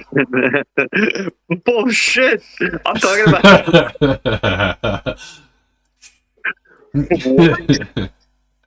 Bro, they're fucking pouring back into motherfucking cowboy days, bro. With the Indians and shit. They had that shit on like a fucking rock. They drew it on cave walls. Yeah, bro, they had drawings and shit, dude. Europe must have a secure future. Did you hear Theo Vaughn used to pay a motherfucker in like grade school who used to draw porn for him? Yeah, I saw that was a funny bit. He is funny though. He was like, I think he was talking to Rogan, and Rogan was like, "Really?" And then he was like, "You'd pay $8." Dude, I lost it, man. Yeah. See, I've been watching him before anybody knew his name. That's why I'm glad he's doing really well. Theo. Yeah, he's a great guy. He's just a natural. Yeah. And he interviewed Trump and was talking about cocaine, dude. Like, nobody else can do that. Yeah. Yeah, right. Said it makes you feel like an owl. That's what he said to J.D. Vance. No, was it Donald Trump? He's talking about cocaine. He said, yeah, turns you into an owl. So, who's this guy? So this is a channel called GB News. They're still pretty biased, but not as much. So let's check this. It could never work. Check this dude out. So actually, this he said turn you into a damn owl. Yeah. Damn it. But he can't help what he says, can he? That's what's great about it. No, he just talks. He just comes out of his mouth and he doesn't. Yeah, he doesn't think about it. And because he doesn't react to it or, And like, then there's and no now you don't know emotion when he's behind telling it. Well, now you don't know when he's telling. Like most comedians, when they tell stories, is bullshit. But now you don't know if he's lying or not because when he's talking about the damn black cat William he bought, there was a fucking video of him walking around with a black nutcracker. So you never know if like the stories are real or not. That's the best thing about him, dude. Yeah, and also slightly disturbing to think that some of them might be true. Like, I had a buddy who used to make me shit in his yard and bury it. What the fuck? And we used to know this guy that used to make us look at his ass. Used to pay us $4. She just bend over and would like walk. What did he say? Like 10 feet behind or something. Yeah. He just pull his ass apart. The thought that might be real is a bit disturbing. Dude, my top 3 are in no order: Dave Chappelle, Joey Diaz, and Theo Vaughn. Period. Yeah. I think. Yeah, I would agree with that. You know what I'm saying? I think Shane McGillis is pretty funny as well. He is. But he's up there. You know what I mean? He's definitely up there because some of the stuff that he can talk about and only he can talk about. Yeah, but I group him with like Ari and fucking all those guys. He's funnier than them. He's funnier than them, dude. Him and Theo are like. Do you see it where? So basically, he just encourages everybody to do stuff that they don't want to do, doesn't he? Shane. Oh yeah. So it's like, was it Theo gave up drinking? So they were doing a podcast one time, and he just made Theo drink about 16 tins of beer. Theo's like, it feels like I've quit drinking, and Shane's like, nah, come on, dude. Yeah, I love when they were on streams, and Shane was like, are we losing it right now? And Rogan was like, nah, we're all right. And then Shane's like, I think we can drink a way out of this. They were all fucked up on shrooms, dude, on Rogan's podcast. Yeah. It's so funny, man. And his Trump impression is the best. Yeah, it is. I don't know that. Have you seen that? Tony, the sign guy. Have you seen that? He's like he was on TikTok. But he's got a YouTube channel now. You mean like Kill Tony? No, it's just this Chinese guy that works in a sign shop. But he does these reactions. I'll show you. It's funny as fuck, dude. But look, this headline says Keir Starmer has been humiliated by EU leaders. So let's check it out. German Chancellor has rejected Starmer's plans for Ukraine. So last night, our Prime Minister said this. On Ukraine, we're at the very early stage of the process. Europe must play its role. 2 years later. And I'm prepared to consider committing British forces on the ground. Oh my God, he said it like that? If there is a doubling down, dude. Peace agreement. This is like the second or third time he said Olaf it. Scholz stormed out of a meeting with European leaders and is refusing to put troops in Ukraine. This is exactly why the idea of a European army. So Scholz is the German Chancellor, the ones that everybody thinks are like Nazis and whatever. He's like, fuck that! I'm not putting troops in Ukraine. We want Russian oil and gas, please. Bro, we should start a little GoFundMe, and then we should buy like hundreds of thousands of VMAS and just send them to every address in fucking the UK. Yeah. And be like, what's up? Yeah. Yeah. Grab your fucking sticks and forks and pitchforks and shit, whatever the fuck you got. Thing is, Woody, that's meant to happen every year. Anonymous arrange the Million Mask March every year on November the 5th. Well, but nobody ever turns up.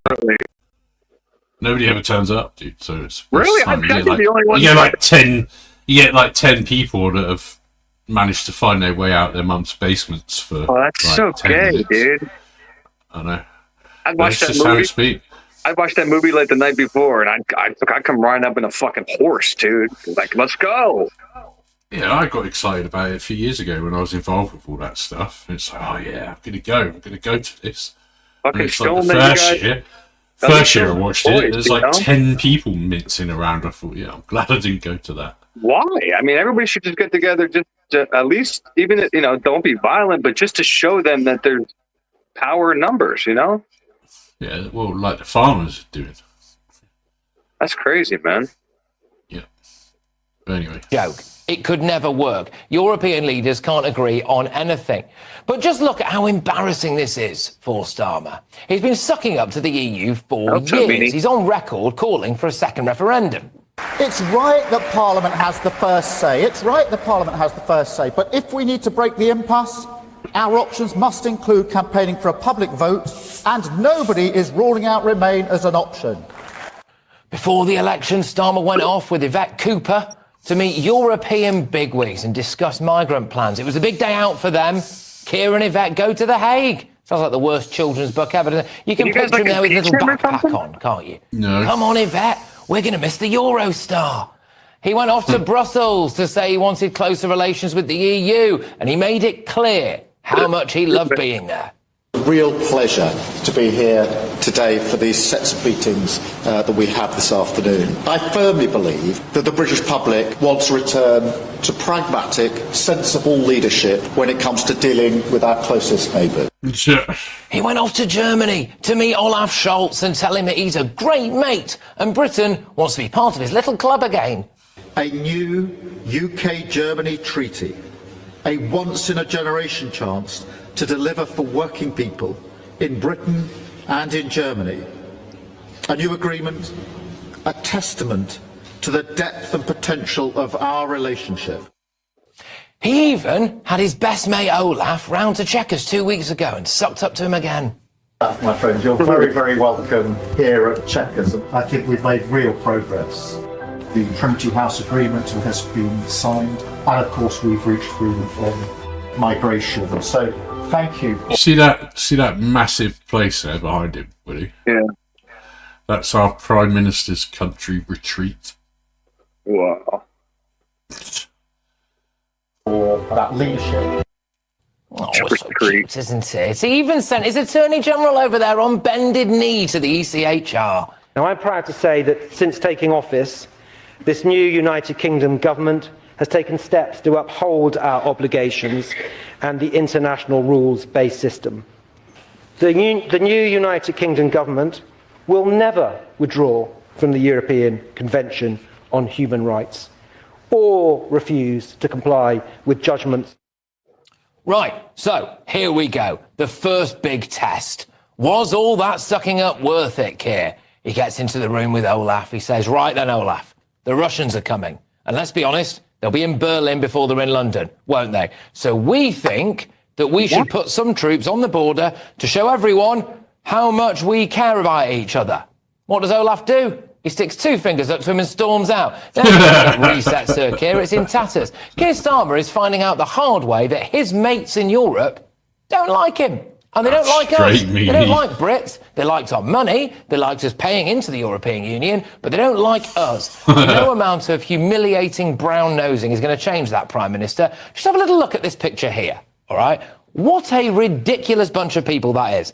Ursula von der Leyen, the head of the EU, when she was German defence minister, she made her armed forces train with broom handles because they didn't have enough guns. Donald Tusk is there. His country borders Ukraine. He's refusing to send troops. I mean, this guy is an EU fanatic, by the way. I've been wondering what that special place in hell looks like for those who promoted Brexit without even a sketch of a plan how to carry it safely. Well, you can tell us all about hell when you get there, mate. The Spanish are there. That's nice of them. I take it this meeting started after they'd finished their afternoon nap. Were the Greeks represented, or were they still recovering from when they reached into their own citizens' bank accounts and seized all their money off them to pay off their national debt? There's socialism for you. Mark Rutte is there. He's now the head of NATO. He's had to resign twice as Dutch leader, once over a child welfare scandal, another time because he couldn't put a coalition together, which is ironic, isn't it, given what we're discussing right now. And, of course, there he is, of course, again. Oh, look at him. Look at him. Starmer's dear friend Olaf, the German Chancellor. Well, when Putin rolled into Ukraine, and it looked highly likely that he was going to take the entire country, we sent weapons. We sent hardware. Germany sent a few helmets. Yeah. Seriously, the idea that we take lectures from Germany on anything is laughable. The Germans get off very lightly, in my opinion. They've done more damage to the world and Europe And any other nation, as far as I can tell, 2 world wars, one of them was literally Hitler. Then Angela Merkel comes in and throws the borders open to any Syrian who wants to come to Europe and the rest of the Middle East. They've now filtered out all over the entire continent. I mean, what genius decided that the best way to atone for their horrific anti-Semitic past was to allow in millions of people from countries that hate the Jews? Ridiculous. They were warned that their addiction to Russian gas would make Europe less safe. Germany will become totally dependent on Russian energy if it does not immediately change course. Here in the Western Hemisphere, that's a leader we are right there, committed baby. to maintaining our independence. This was the last time he was encroachment of expansionist foreign Watch this. powers. See the dude there laughing? Oh, you might recognise that guy who was laughing away there, because here he is at the Munich Security Conference just a few days ago. Let me conclude, and this becomes difficult.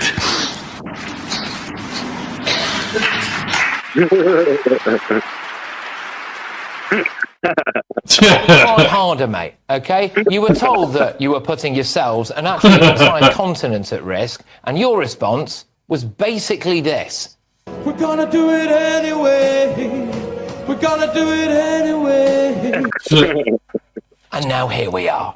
Keir Starmer has gone cap in hand to this cabal of weirdos time and time again, apologising for Britain, speaking from a position of weakness, when the reality is that Great Britain is better than every single one of those EU countries, and now he's let them mug him off. It's humiliating. Get thoughts from my panel this evening, of course. We've got the associate editor at the Daily Express, Sam Lister, GB News presenter Alex Armstrong, and journalist Jonathan Liss. Sam, I'll start with you. I mean, Jesus Christ, dude. You guys are going to need to figure this shit out, man. I know. It's, that's what I'm saying to you. Look, nobody agrees with what Starmer is doing or saying. Apart from, obviously, the lefties. Like, the lefties suddenly want war with everyone. Can you see if you can find an American news station talking about this? Yep. And like how we're fucking wording it, because I'm curious on how we're presenting this to the mass. Yep. For scaring them that Putin's fucking trying to take Europe now, or it's like we don't know what the fuck they're going to be like. Probably Fox is probably like, we don't know what the hell's going on over there in the UK.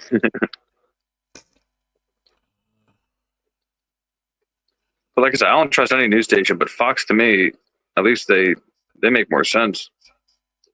CNN lies about everything. That one chick is a pig. All right, a little bit of breaking news. The UK Prime Minister Starmer will reportedly meet with the US President Donald Trump next week in Washington, D.C., after saying he is open to sending British troops to Ukraine. This comes as the French President Macron gathers Trump's major meeting with him? European All right, you leaders guys for are an good. I didn't know emergency that. summit in Paris today to discuss security. And President Trump you on guys the ain't putting global nothing there. stage. Former Trump Deputy National Security Advisor Katie McFarland joins. Say again. I said if Trump's meeting with them, then you guys aren't putting nobody on the ground. Trump's meeting with who? Trump's meeting with your fucking dude. Yeah, only because my dude wants to fucking is desperately wanting to talk to Trump because he wants to find out what his game plan is for Ukraine. And Trump's not going to tell him, is he? No. Otherwise, he would have invited all these pricks to this meeting. Exactly. He's laughing at the fact that Keir Starmer wants to go over there. He hates Keir Starmer because Keir Starmer has ripped the piss out of him for the last 8 years. Now, KT, good morning to you. Trump doesn't forget nothing. To be with you. So let's talk about the freak out on the world stage. The president is trying to start a negotiation to end the war. He talked about this on the campaign trail, and yet they're freaking out. And I guess the question is why? I don't think they ever believed President Trump would really do this. I mean, President Trump has said his legacy is as a peacemaker. So what's he trying to do? He's trying to bring a rapid end to the Ukraine war. The Europeans, and frankly the Biden administration, for years has said we can't have a negotiated solution to that Ukraine war because we can't trust Putin. Therefore, let's not negotiate. Therefore, America, we expect you to shoulder the burden of any defense Ukraine is going to do. And for the British Prime Minister and the French President to be saying, look, America, you've got to do more, when they're not willing to do more, is just the height of hypocrisy. Yeah, so to that point, this is what the UK Prime Minister is saying. He said it's clear Europe must take a greater role in NATO as we work with the United States to secure Ukraine's future and face down the threat we face from Russia. So he's saying that he's willing to send troops to Ukraine. President Trump has already said that's not an option for the American military, though, right? No, come on. I mean, first of all, the Prime Minister of Great Britain is the one who's cutting their defense budget. So put your money where your mouth is. If you really expect that you're going to play a major role in defense of Europe, you ought to be contributing to the NATO budget. You ought to be increasing your defense spending. And that's the suggestion that the British are going to put troops on the border of Ukraine or troops in Ukraine is what troops? Really? You don't really have that big a military anymore. And the thing that you're going to do it somehow without NATO, you're going to act on your own to send a military you really don't have that much of to a war that you can't possibly win. Again, I think it's just hot air they're blowing. It's silly, and I don't think the British people would appreciate that as well. Exactly. Let's talk about the negotiation. There seems to be this division in the media that they're trying to create between the president and Zelensky, saying if he's going to be a part of the negotiation or not. The president, Donald Trump, responded to that. Let's watch. Well, we're working to get it done. I mean, it's too bad it started. It would have been a lot easier to end it before it started, right? Because if he's going to go on, that would have been a big problem for us. And that would have caused me a big problem because you just can't let that happen. I think he wants to end it, and they want to end it fast. Do you expect Zelensky to be involved in these conversations? What will his role be? I do. He will be involved, yes. Zelensky wants to end it too. Of course he's going to be involved. And KT, we know that Putin was the aggressor here. No one is dismissing that. But none of the world leaders wanted to talk to the guy. And Donald Trump is saying, we got to talk with him. Yeah, I mean, how do you have a peace agreement? You have to talk to the opposition, the guy you're fighting. I mean, it doesn't mean that Putin is a good guy. It doesn't mean that he wasn't the aggressor. But there is a deal to be done, and it's with Vladimir Putin, not with all the British heads of state and all the other countries who are not contributing to the common. Well, it is kind of That's why the president is saying, we just want peace. Like, it is kind of important that people understand the situation in order to have an opinion that is factual based. Do you know what I mean? Yeah, but to do that, people need to you can't keep, like, this is, again, I know Fox is all right, but it's still misinformation. It's still not true information. Russia wasn't the aggressor. Well, let me just say this. If you look at the facts, they had a hell of a lot more reason to go in than we had to go to Iraq. Yeah, 100%. Iraq's nowhere near your fucking border, is it? Exactly. Do you know what I mean? He goes, Lawrence is all up in the Idaho case as well, isn't he? Lawrence Jones. He's friends with Stevie G. I want to get rid of some of our nuclear, but we got to have the conversation to start that negotiation. KT, thanks so much for getting up this morning. Thanks, Lawrence. You got it. Thanks, Lawrence. Thanks, Lawrence. All right, bro. I'm gonna go eat a little bit. Exactly. It's like poking the bear, and then crying when the bear attacks you. Exactly. Yeah. Look, I've been saying since this whole shit started in Ukraine, and Boris Johnson and Biden put a stop to the peace talks, I've been convinced ever since that we're heading to World War III. And I stand by that. I just think things, are taking more time, and it's taken this twist to really force the issue. In a minute, it's going to come to a decision. But when we don't back anybody up. Yeah, but we try to fucking, make peace. I don't want to hear it. I get it, but then, you would expect us to help you. Bro, if this shit was completely opposite, no way. You guys would be like, fuck that. We're not helping the Americans. We're over here trying to make peace, and the Americans want to send troops. Imagine, vice versa, that shit. If Biden said he wanted to send troops, then they would have agreed with that. Well, I'm just saying, you know what I mean? Biden's dead. Just could be. I mean... Yeah. Nobody's fucking seen him. No, that's a good point. So... I mean, well, yeah, where has he been? Anybody know? where he is, what he's doing. I heard he got a movie I deal. just saw didn't he? Kamala yesterday come out and speak to a fucking, I don't know who the hell she was talking to. She sounded drunk, fucking delusional. She sounded everything, dude. And that's their fucking go-to right now. If they had to put somebody up right now to run, she'd be it. Yeah, or Biden again, probably. Biden would do it if they wake him up from his sleep.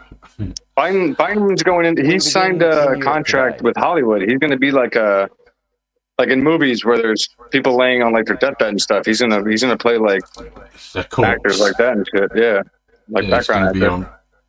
He's going to be on like NCIS as a I mean, that's what I heard around the grapevine. But all right, man, I'm gonna go make some food. I ain't shit all day. Yeah, I'm gonna be off here in a minute. Later, man. All right, dude. Catch See you you, later. chat. I'll hit you tomorrow, man. All right, dude. All right, later. Exactly. Twiz, maybe one of the 300-year-olds getting Social Security. I saw that today. There's like how many people between the age of 130 and 300? It's insane. Because European leaders are holding a meeting in Paris after being sidelined by US President Donald Trump over the war in Ukraine. The US Secretary of State Marco Rubio has arrived in Saudi Arabia for talks with Russian officials about ending the war. Russia's Foreign Minister Sergei Lavrov is on his way to join those talks and says European leaders do not deserve to be given a seat at the negotiating table. The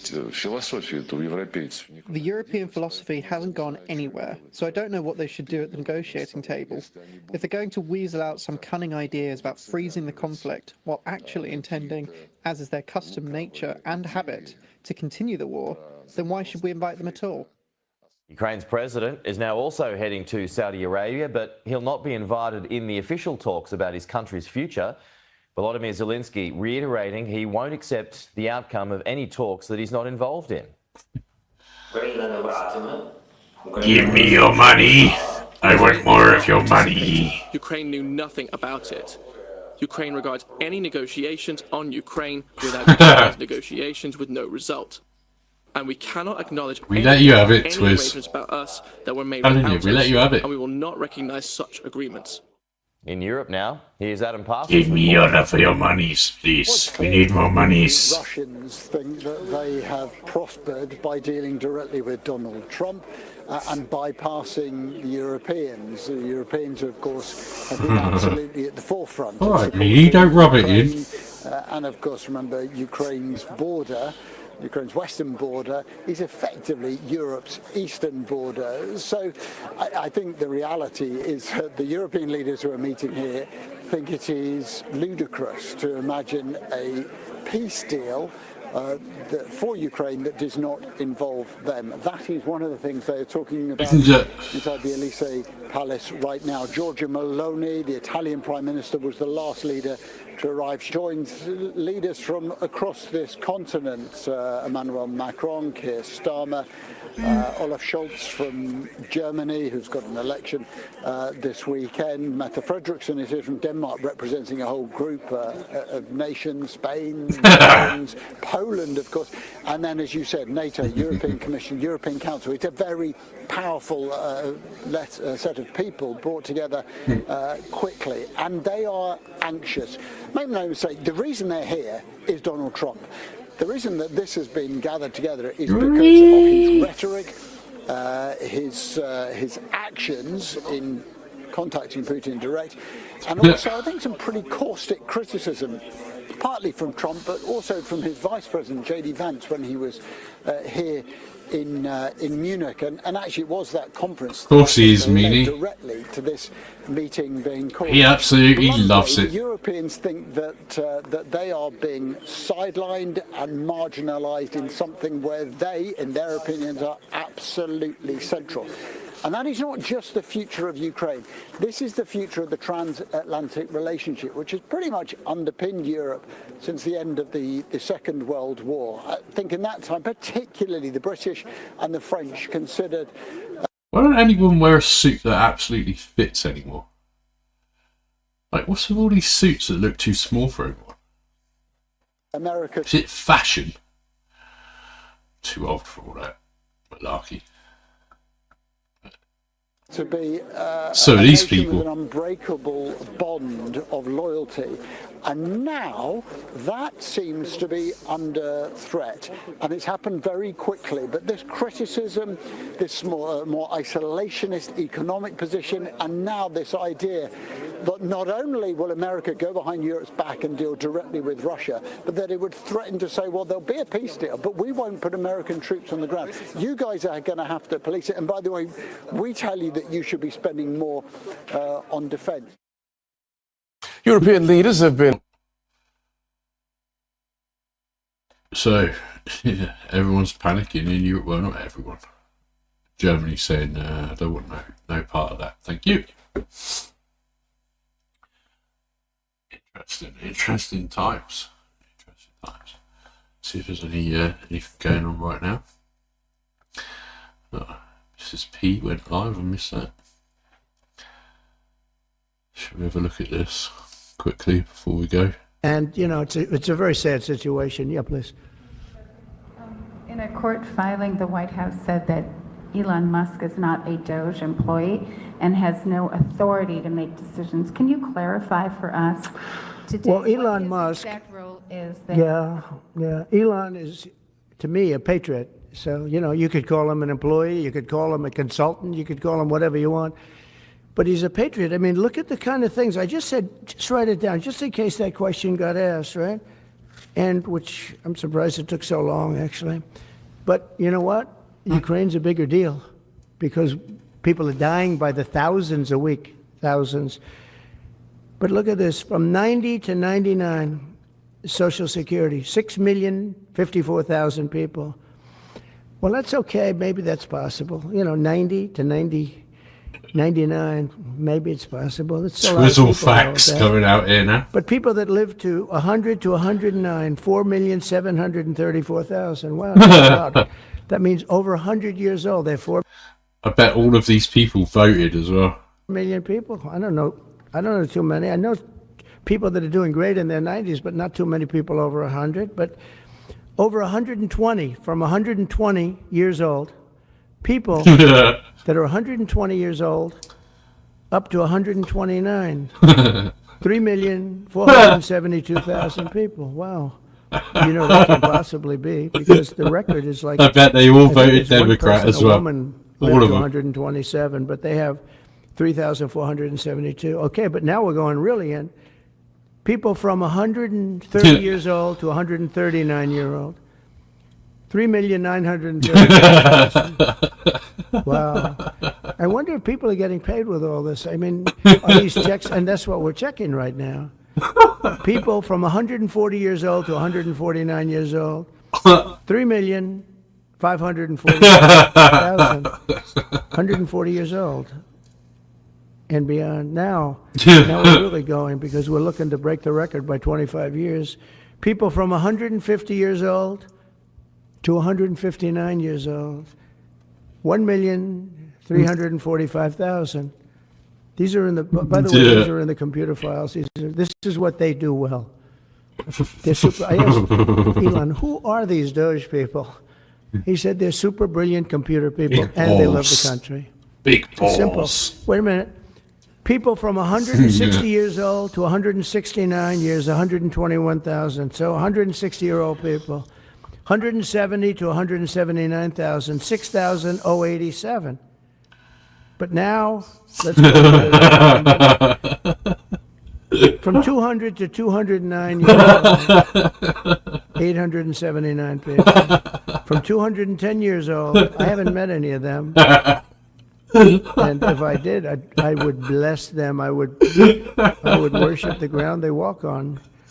210 to 219 years, 866.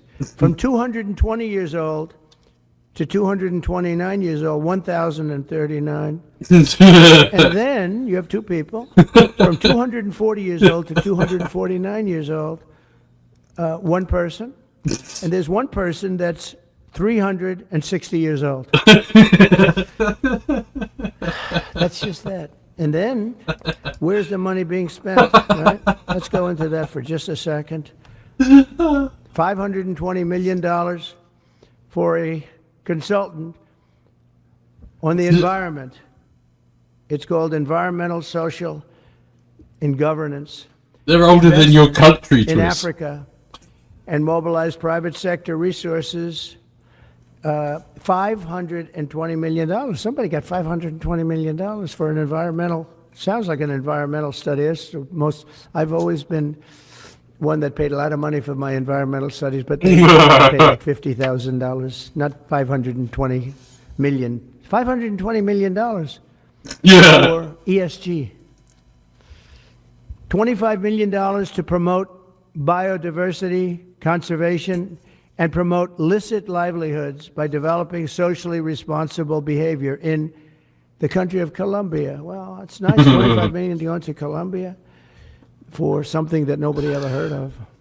$40 million to improve the social and that was economic Hunter Biden's inclusion secret fund. of sedentary Bit of Colombian. migrants. $40 million.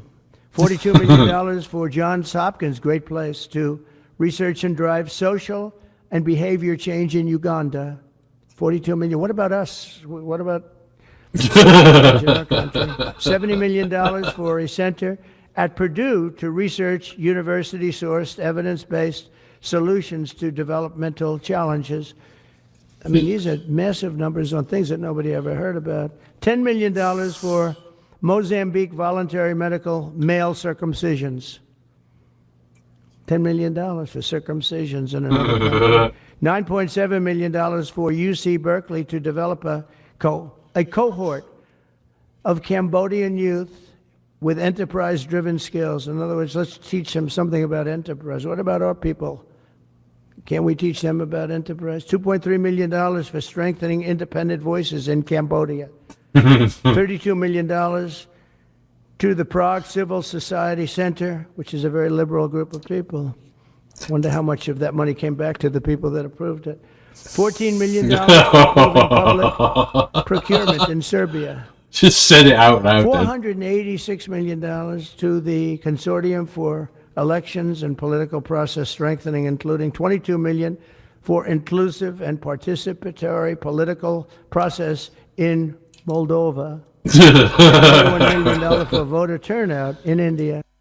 So what you just said there actually is really, really interesting. I saw a story the other day from, it's basically a British person that lives in Moldova. It's basically crying out for somebody to look into the fact that all of these high-end properties and all these high-end cars driving around Moldova have all got Ukrainian plates on them. So it's wild. Well, why are we absolutely giving $21 fucking million wild. to India? They got a lot of money. They're one of the highest taxing countries in the world in terms of us. We can hardly get in there because their tariffs are so high. I have a lot of respect for India. I have a lot of respect for the Prime Minister. He just left, as you know, 2 days ago. But we're giving $21 million for voter turnout. It's voter turnout in India. What about like voter turnout here? Oh, we've done that, I guess. We did $500 million, didn't we? It's called the lockboxes. $20 million for fiscal federalism in Nepal. Listen to these numbers. This is all fraud. $19 million for biodiversity conservation in Nepal. $1.5 million for voter confidence. We want to give them confidence in Liberia. $14 million for social cohesion in Mali. $2.5 million for inclusive democracies in South Africa. $47 million for improving learning outcomes in Asia. Asia's doing very well. They're doing a lot better than we do in the schools, aren't they? $2 million to develop sustainable recycling models to increase socioeconomic cohesion among marginalized communities in Kosovo and Eshkali and in Egypt. We're talking about hundreds of billions of dollars. I could, by the way, I could read this all day long. I could go on all day long, and you'll see hundreds of billions of dollars, and we're doing it. But when I saw the Social Security numbers, I said, wow, that's really something. So we have, let's just go above 100 years old. We have millions and millions of people over 100 years old. Everybody knows that. We have a very corrupt country, and it's a sad thing to say, but we're figuring it out. Now, the good thing about Social Security and what I read is if you take all of those numbers off, because they're obviously fraudulent or incompetent, but if you take all of those millions of people off Social Security, all of a sudden we have a very powerful Social Security with people that are 80 and 70 and 90, but not 200 years old. So it's a very positive thing. How about over here? Yeah, please. It's insane, isn't it? It's absolutely insane.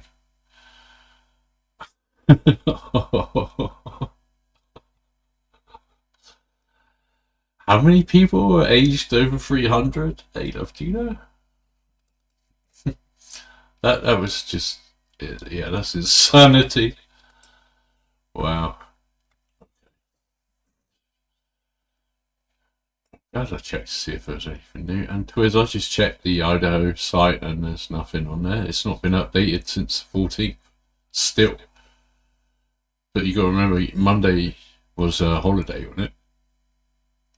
Do you think they might throw a surprise hearing at us on Thursday? It's possible, I guess. See if there's anything new. Anything new going on here?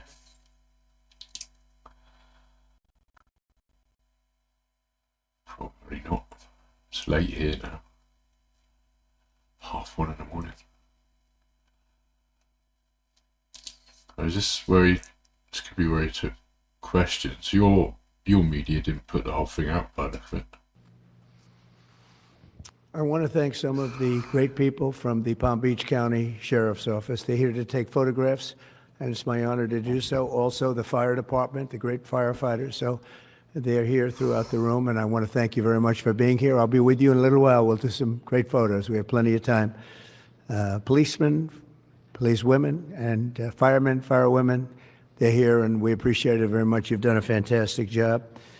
I think it's very important to state that incredible things are happening in our country. I think we've made more progress in 3 weeks than they've made in 4 years, especially with respect to the reputation of our country.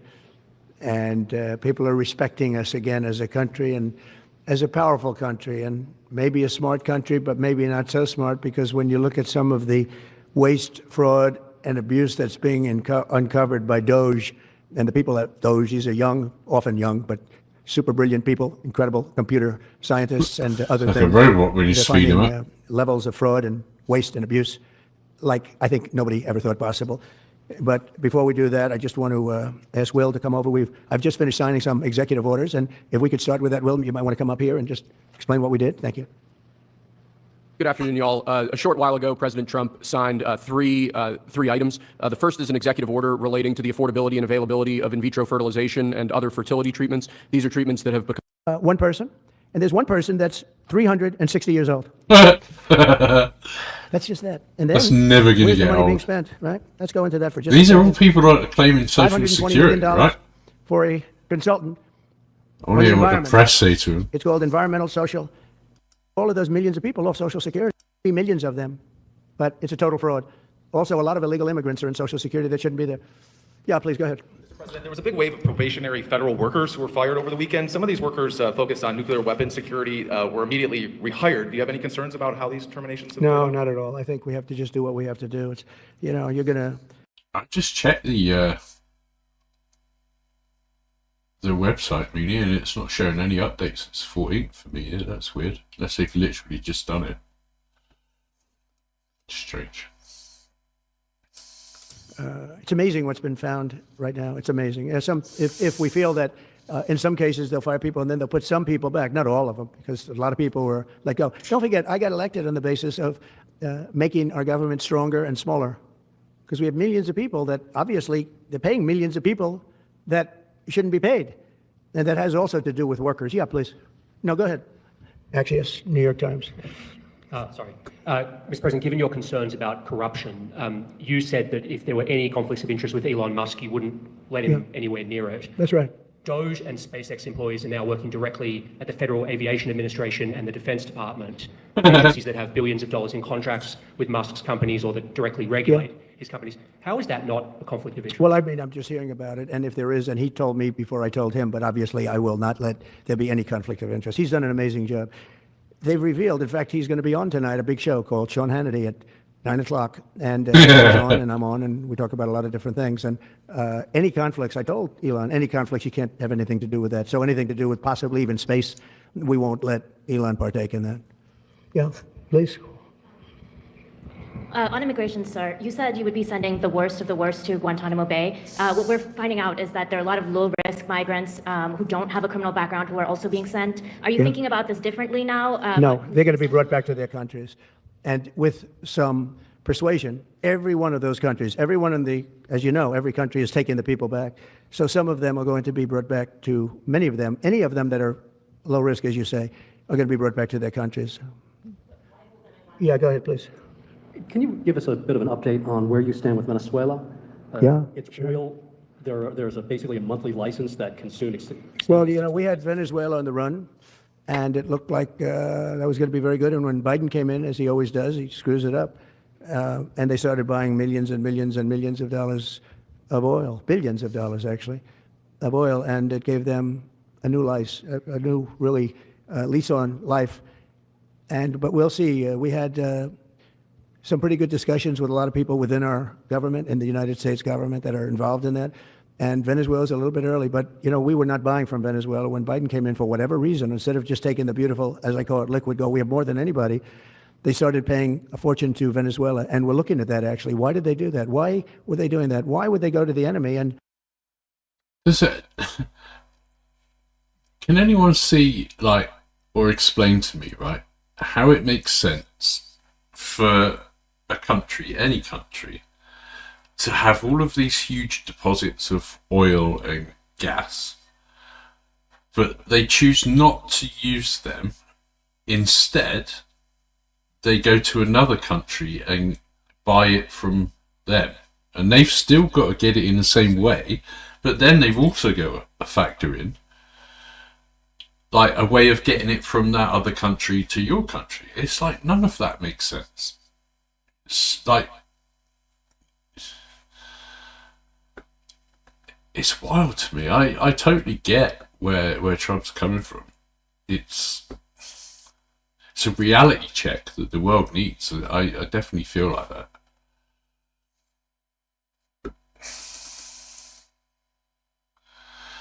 I get that twist, but you know, there's not an infinite amount of resources, obviously, but there's a huge amount that's not even tapped into. And, you know, it's some of these other methods just aren't viable. Like, we've got all these stupid wind farms off the UK. And you know, they do more damage than good. You can't get rid of them once they break. Like, they're not, they have to be buried. They kill, like, wildlife. It's not cost effective at all. It's done. Just go back to the good old days of digging out coal. give them billions and billions of dollars. Now, with that being said, as you know, Venezuela has said very strongly they will not take any illegal immigrant, any of the people that they sent over to us. They sent their gangs, probably the worst gang anywhere in the world, as bad as MS-13, maybe worse. And they came out of the jails of Venezuela. They emptied their jails into our country. And they said, we'll never take them back. Well, they took them back, and they're taking them back, and they are taking them back rapidly. They're sending a lot of people to Venezuela. They said they wouldn't take them back, and they are taking back. But we're looking at Venezuela very seriously, and we're going to be able to, don't forget, I've only been here for 3 weeks. Yeah, please. Just a little clarity on, are you inclined to continue to allow Venezuela, through, I think, Chevron and other oil companies, to export those petroleum products, or are you maybe not pull back? Yeah, maybe not. We're looking at that now. I just got here. When I left, they weren't doing anything. They were ready to go. We give up. And then Biden came along and he gave them literally billions of dollars. I couldn't believe it, actually. And we have so much under our feet, liquid gold. We have so much, and it was pretty amazing. So we're looking at that whole situation, why he did it. All right, how about one more? Yeah, please. Mr. President, what can you tell us about the CIA drone flights over Mexico? Is this the next step in the war against the cartels? Well, we're going to see. Should they have authority to take lethal action? Mexico's allowed a tremendous number of people to go through their country into ours, and even people coming from Mexico, and illegals, totally illegal. They've allowed people to empty jails into Mexico and then let them come through with this totally ridiculous open border policy of the Biden administration. So millions of people have come in, and hundreds of thousands, and actually millions, are criminals. They came in from jails all over the world. They'd release them into Mexico, and they come into our country. And they also came in from Canada, by the way, large numbers through Canada. In fact, when we closed up the one border, they came in through the other border. So Canada is not an uninterested party. But I will say this. We're dealing with Mexico. I have a very good relationship with Mexico, but I think Mexico is largely run by... See, somebody my age, right? Oh, you know, I'm 50. I remember a time when, like, America was seen as this big, powerful thing.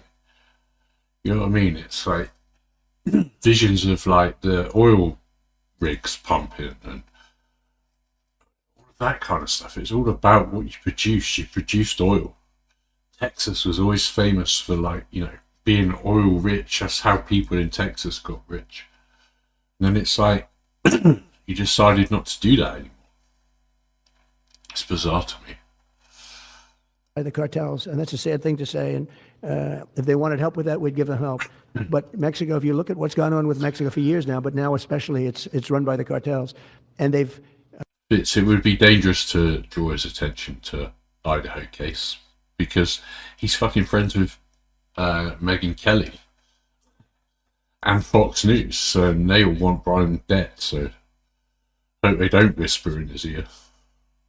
Allowed millions of people to come into our country from jails and prisons of other countries from all over the world, not just South America, Africa, Asia, all over. A lot from the Congo in Africa. Exactly. They opened their jails. They came in through Mexico. Exactly. And we have some of the worst criminals coming in from the Congo and other places. So it's not just South America, and it's not just Venezuela, but they opened their jails. And you know the crime rates in Venezuela and other places all over the world has gone way down. You know why? Because they've given us their prisoners, they've given us their drug lords and their gang members, and it's hard to believe that. Well, they were just trying to be kind and generous to you. And we're taking in, you know, hundreds of thousands and millions of people coming in from all over the world that are absolute stone-cold criminals. In fact, 11,088 murders, and many of those people have murdered more than one person. I mean, it's a bit ungrateful, isn't it? I mean, these countries are just trying to be kind and sending you gifts.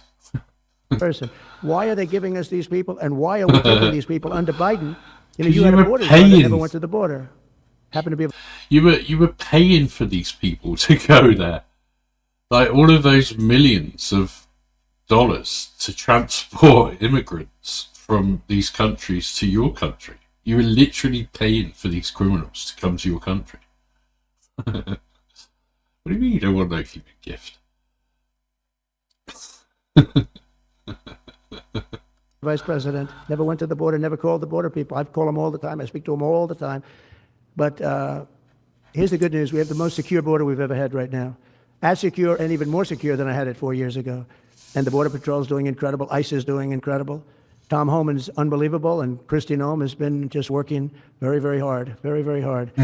And we have the best numbers we've ever had, and we're going to keep it that way.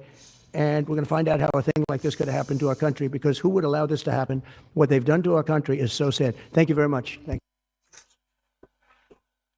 you. I know people absolutely hate this man, but they obviously hate him for a reason. Do you know what I mean? And that reason is that he exposes the corruption. He's not a politician. It's exactly what your country and the rest of the world need right now. Reality check. Fucking wake up. Come out of the, you know, unicorn fucking fairy dust land. Back to reality. Interesting times. Good distraction for me. I appreciate your joining me in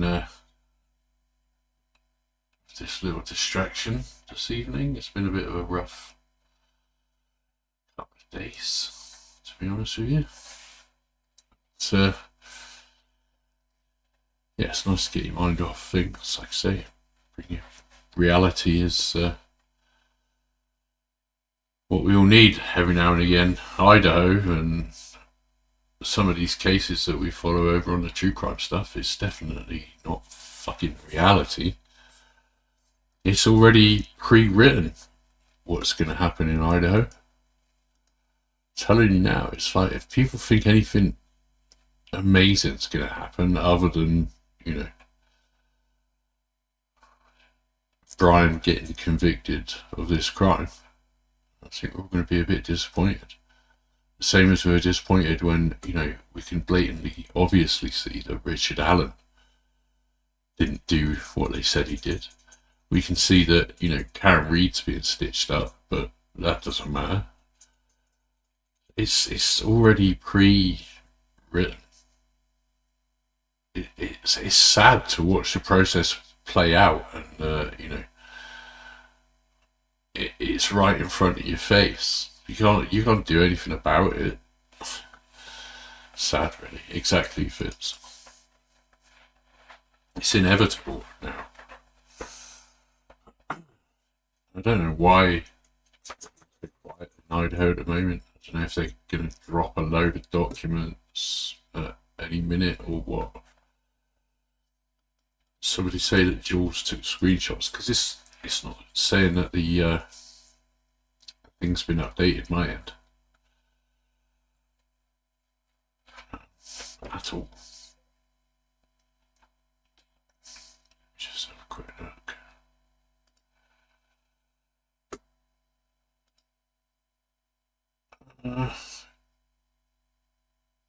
What else she put up here?